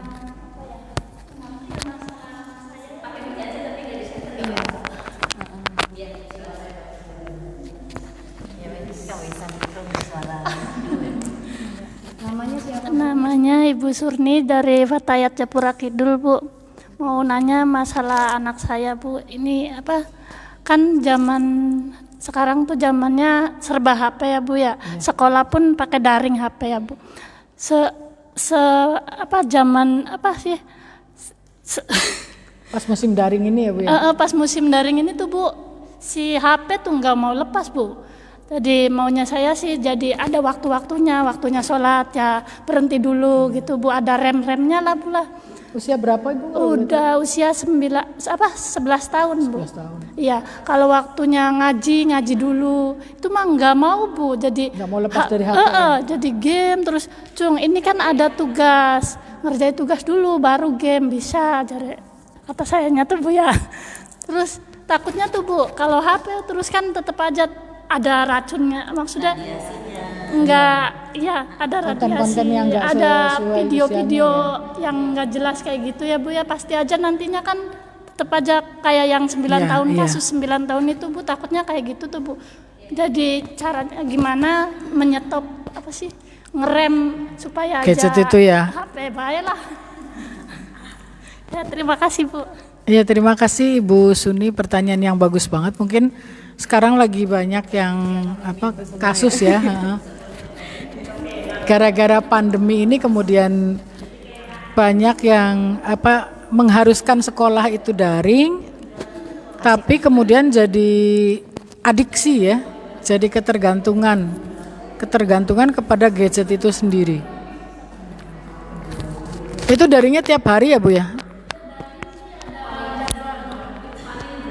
Enggak tiap hari?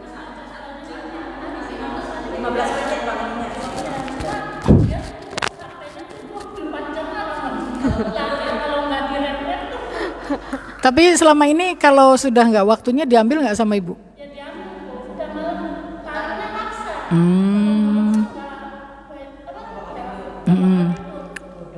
Kalau siang gitu? Kalau siang juga saya nggak maksa. Maksudnya Nah, selain kalau dia diambil HP-nya, apa yang dia lakukan? Nyewot. Terus dia main atau apa setelah itu? Di luar itu. Kalau nggak pegang HP, dia ngapain? Ngapain? Iya.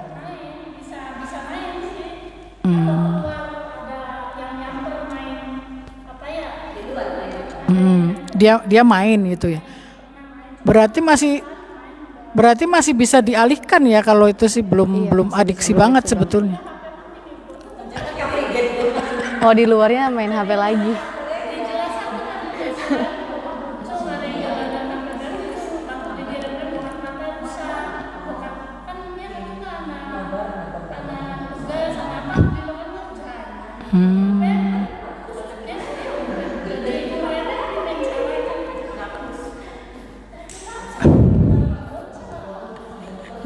Arpan ngapus, emaknya gaptek baru ngapus. Aja dipakai kuota. Cabut kartunya, Bu. Nah, mungkin ini juga harus ada ketegasan dari orang tua ya. Betul. Karena memang kalau sudah seperti ini kan dia sudah melalaikan tugas yang seharusnya dia lakukan tapi dia tidak kerjakan, kan ini juga sudah mengganggu sekolahnya ya. Artinya dia daring itu seharusnya tidak hanya ketika hadir di sekolahnya tapi tugas juga harus dia lakukan gitu. Jadi kalau dia tidak melakukan tugas, justru harus di sini harus ada reward and punishment mungkin ya, hukuman dan ganjaran ya. Jadi kalau misalnya dia tidak melakukan tugas, apa hukumannya? Misalnya dia nggak boleh pegang HP selama seharian misalnya, dihukum gitu.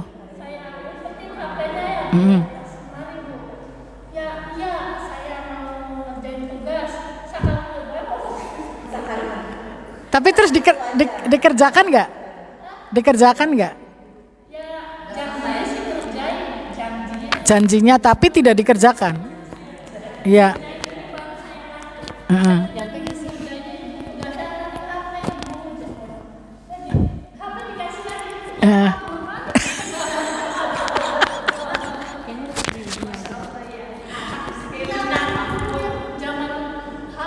Iya. Ya mungkin memang dilemanya itu ya. Jadi di satu sisi kita tetap harus tegas ya Bu. Jadi kalau misalnya memang tugasnya ada di situ, ya mungkin ibu yang harus nungguin di situ sampai dia selesai, baru kemudian benar-benar dikasihkan ke dia. Dan kalau bisa mungkin dikasih waktu. Jadi jangan begitu dia selesai mengerjakan terus sudah terserah dia gitu, enggak. Ada waktunya, misalnya kamu bisa pegang HP ini tapi 2 jam ya, setelah 2 jam atau 1 jam kasihkan ke ibu lagi.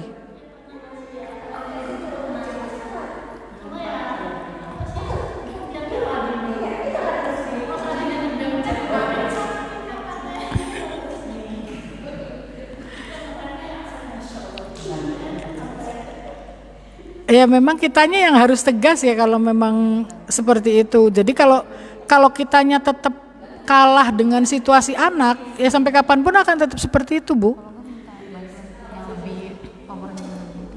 Kalau ke bapaknya takut, lah mungkin bapaknya, jadi dipegang bapaknya HP-nya. Iya. Oh ya nggak bisa ini ya. Yang selalu ada di rumah selain ibu yang dia takuti siapa? Yang dia segani? Oh berarti ibu yang harus ini, berarti yang harus kenceng ya, yang harus tegas ibunya.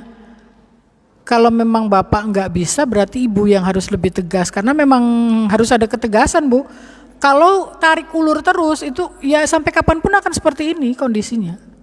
Jadi kalau tadi sudah pernah diterapkan dengan hukuman ya, nah itu tetap harus dijalankan, jangan hanya berjalan 2 hari atau 3 hari kesananya balik lagi ke awal lagi, ya itu akan tetap seperti itu.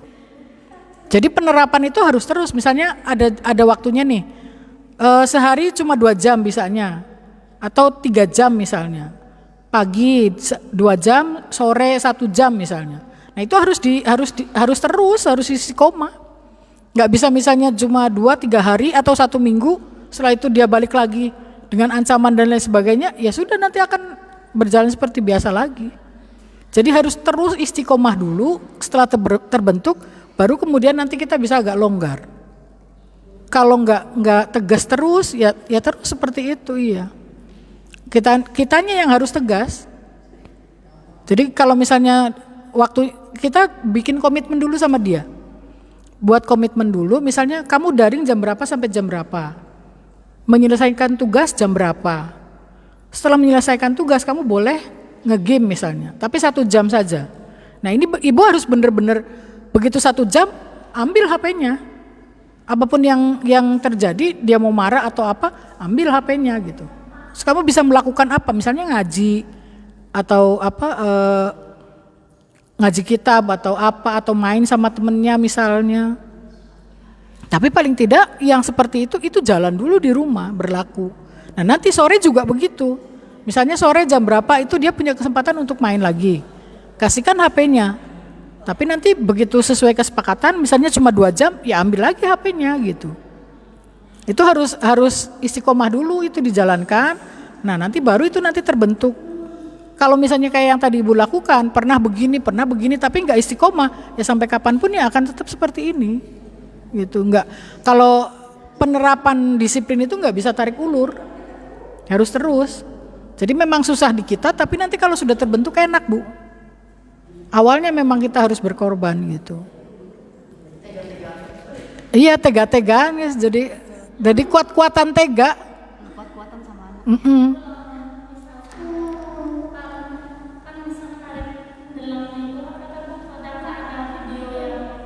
Video porno. Jadi iklan gitu tuh, iya iklan. Iya.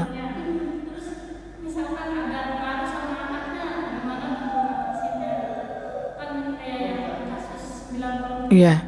Nah, itu harus dilihat dulu Bu sejauh mana kasus yang terjadi sudah mengganggu atau tidak.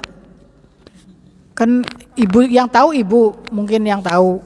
Kalau sudah mengganggu ya harus dikonsulkan ke ahlinya, ke psikolog atau ke psikiater. Kalau sudah mengganggu. Pastinya kan ada indikator-indikator tertentu yang itu dikatakan sudah mengganggu misalnya. Dan ada yang juga mungkin sekarang yang kebanyakan itu juga setelah daring ini kecanduan konten porno itu juga ada, terus game. Nah, game itu kemarin kan di Rumah Sakit Jiwa Cisarua itu kedatangan banyak remaja-remaja. Iya, yang sampai penuh itu. Yang sampai rumah sakitnya full. Sampai penuh gara-gara kecanduan. Karena adiksi itu, karena kecanduan game, ya. Nah, memang banyaknya remaja. Kenapa banyaknya remaja? Karena mereka sedang Di rumah mencari sesuatu yang menarik dan memuaskan dia. Dan HP itu lebih menarik daripada omelan emaknya gitu. Kemudian biasanya kan orang tuanya juga mungkin nggak sabar ya, lebih banyak marahnya sehingga anak-anak sudah pelariannya ke HP. Karena HP mau diapain aja juga diem aja kan, nggak pernah ngomel gitu, nggak kayak emaknya. Iya. Nah, akhirnya remaja itu mencari pelarian itu di HP. Jadi dia lebih menikmati game itu daripada sosialisasi dengan atau interaksi dengan sekitarnya gitu.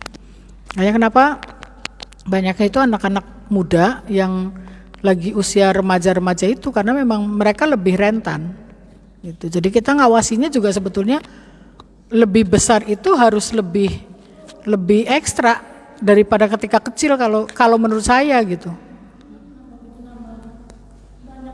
Iya, lebih banyak tantangan. Saya sendiri untuk masa kecil itu saya relatif nggak ada kesulitan sama sekali. Tapi begitu remaja itu Masya Allah. Makanya kalau saya merasakan itu, kesulitan itu baru saya rasakan ketika remaja. Itu tantangannya Masya Allah. Sekitar pacaran, seputar merokok dan itu tadi ya, adiksi segala macam. Nah, ini rentan banget. Apalagi anak saya ada di pondok kan jauh ya, saya nggak bisa setiap hari memantau gitu. Tapi dengan ngobrol itu kita bisa tahu apa sih yang terjadi dengan dia, juga sharing karena memang saya biasakan untuk sharing, untuk berbagi, untuk cerita. Akhirnya dia juga terbiasa itu. Jadi di pondok ada apa? Oh ini begini. Oh di pondok tuh begini Bu. Jadi saya tahu paling nggak perkembangannya. Terus dengan hal-hal yang terjadi sekarang lagi banyak viral atau apa, itu saya juga coba untuk pendapat dia seperti apa. Tinggal kalau memang konsep dia masih kurang bagus ya kita coba untuk benahi. Kalau memang sudah bagus ya kita lebih perkuat lagi gitu. Jadi dengan anak itu harus tetap ada komunikasi. Jangan kita pikir anak akan berjalan dengan sendirinya gitu. Tetap harus ada arahan dari kita gitu. Gitu ya Bu Suni, ya barangkali yang bisa saya sampaikan. Barangkali masih belum puas, masih ada ganjelan ya, mangga nanti bisa didiskusikan di luar. Iya, di luar sini. Bu Hikmah juga sempat ada pengalaman ya Bu, waktu praktikum di Jogja kan.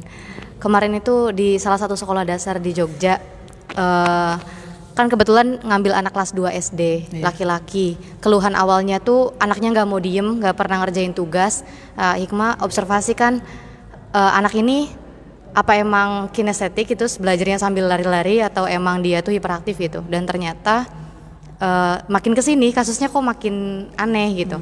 Nah kemarin tuh sempat ada kasus besar. Jadi anak ini tuh yang laki-laki ini ngajak teman di depannya yang perempuan itu untuk berhubungan intim. Anak perempuan ini nangis kan, ngadu sama sama gurunya, wali kelasnya. Dipanggil lah si anaknya tuh. Kenapa kok kamu mau ngajakin anak yang perempuan ini berhubungan intim, katanya gitu.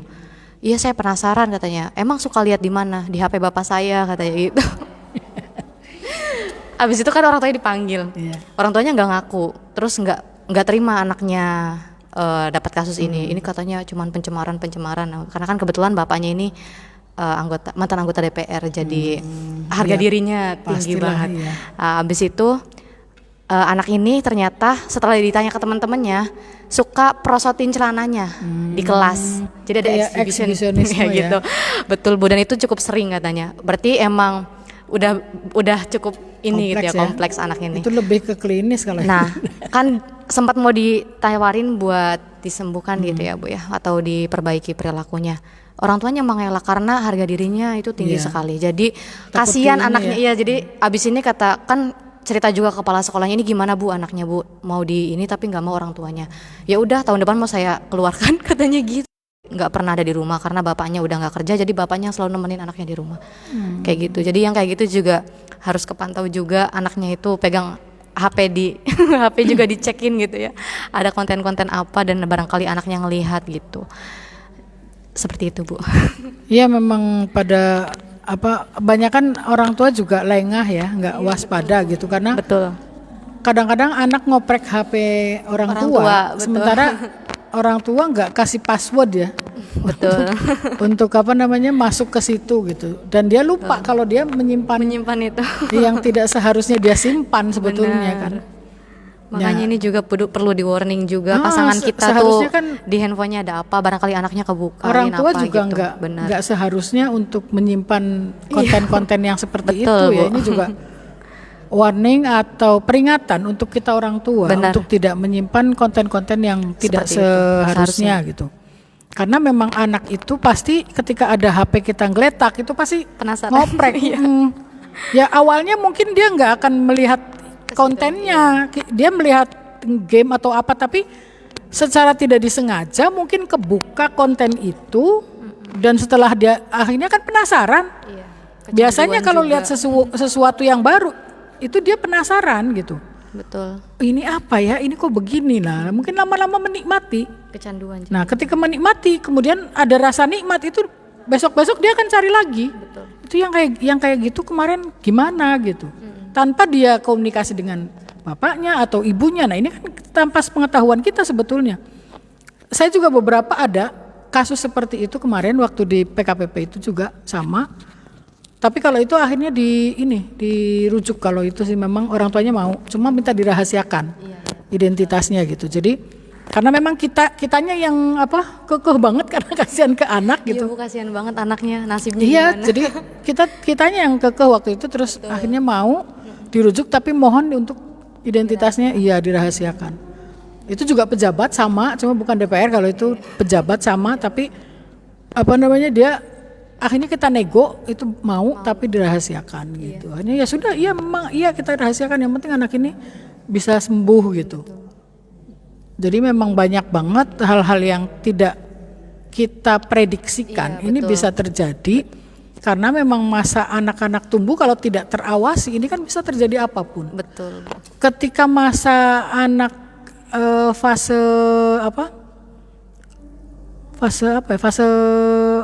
falik ya, fase anal ya.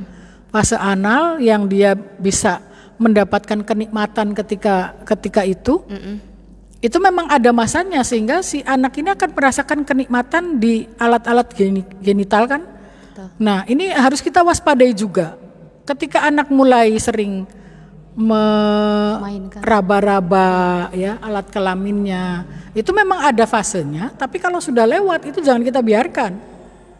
Nah, kebanyakan ibu-ibu kan biasa begitu sih, nanti juga hilang sendiri. Nah, padahal kan yang kalau sudah terjadi kebiasaan dan dia sudah menikmati, itu tidak akan hilang dengan sendirinya. Betul. Gitu. Memang ada masanya anak-anak yang masturbasi itu ada, karena awalnya ketertarikan dari kenapa ya saya kok modelnya seperti ini kelaminnya misalnya, mulai dibandingkan dengan punya temannya.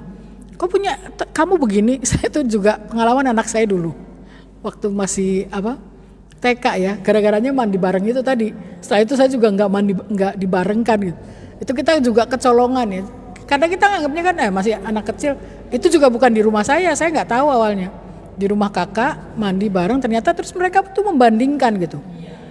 Punya aku begini, kok punya tete begini katanya. Punya tete sih kayak leretan gitu. Nah itu saya juga kaget loh. Apanya saya bilang gitu. Ini Bu, kok beda katanya.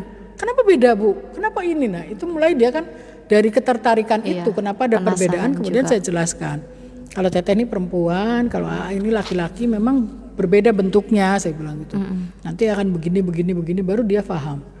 Udah setelah itu kemudian saya jangan pernah mandi bareng lagi karena memang mulai dari ketertarikan itulah mungkin yang tidak sengaja menimbulkan ketertarikan selanjutnya dan akhirnya ya kepengen megang, ya kepengen tadi lebih lanjutnya ke berhubungan intim mungkin. Untung itu saya juga ketahuan gitu karena dia bertanya. Kenapa punya teteh berbeda dengan AA? Kenapa nggak sama? Padahal kan kita sama-sama orang gitu.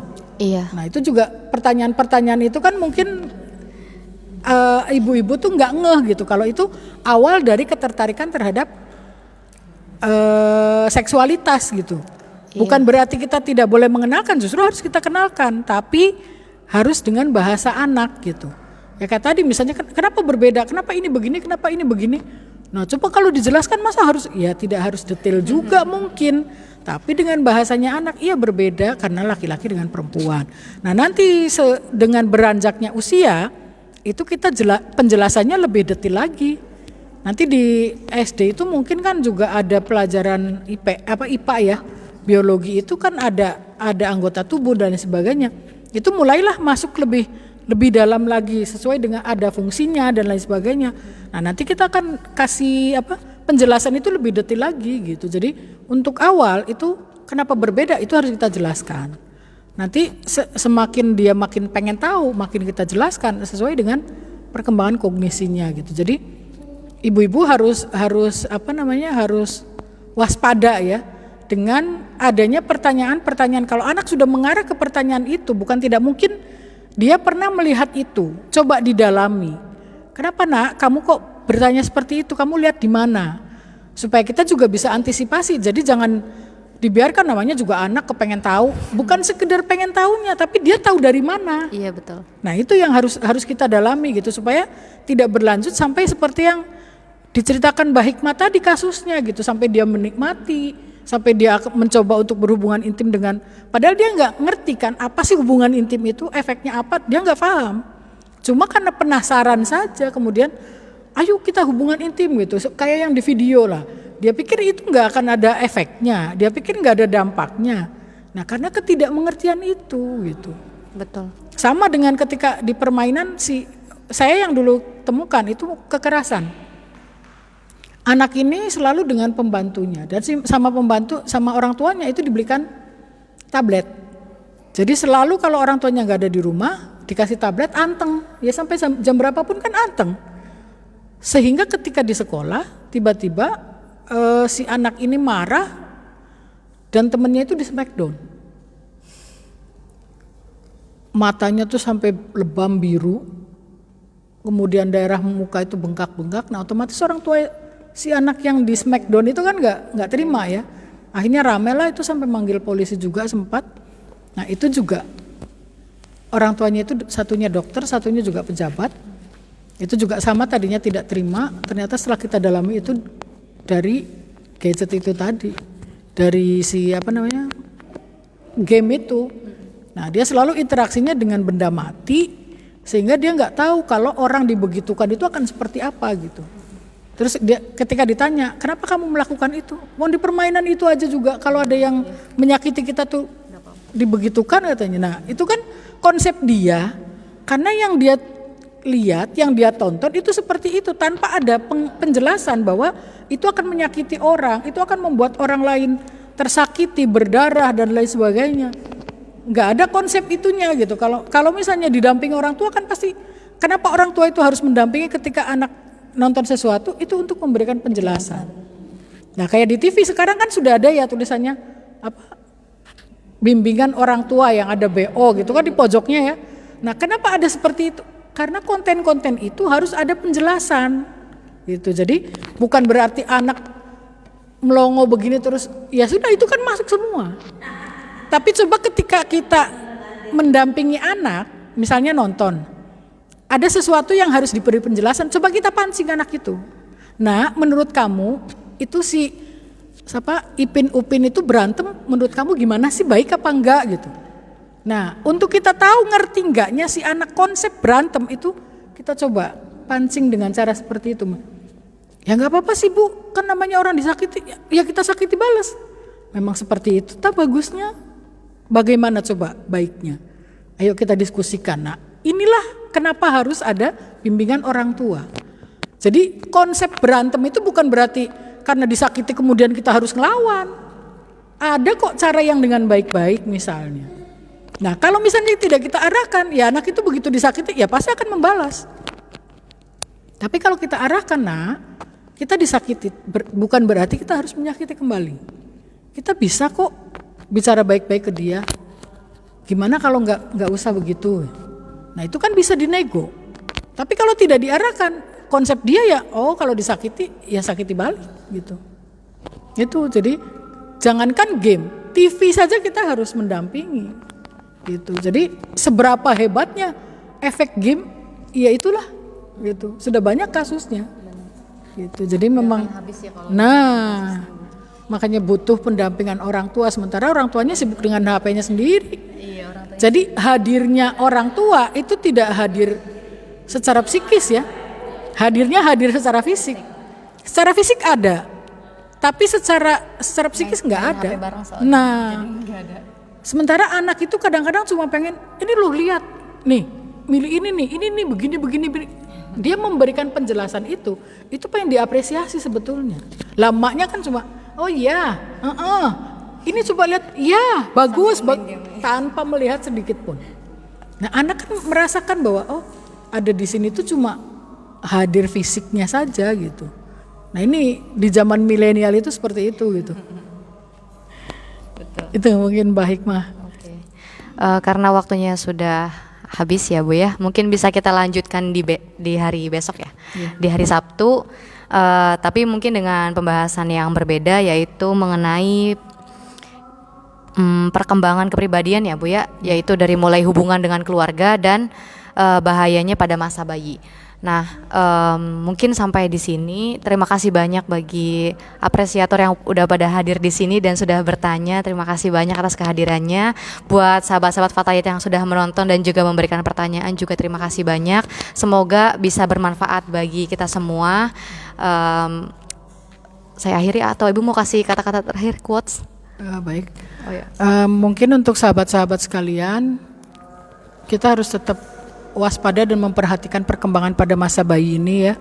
Walaupun bukan masa yang terpenting, tetapi tetap kita pentingkan banget karena memang ini adalah fondasi ya. Kemudian kita juga harus tetap mendampingi putra-putri kita ketika mereka bermain.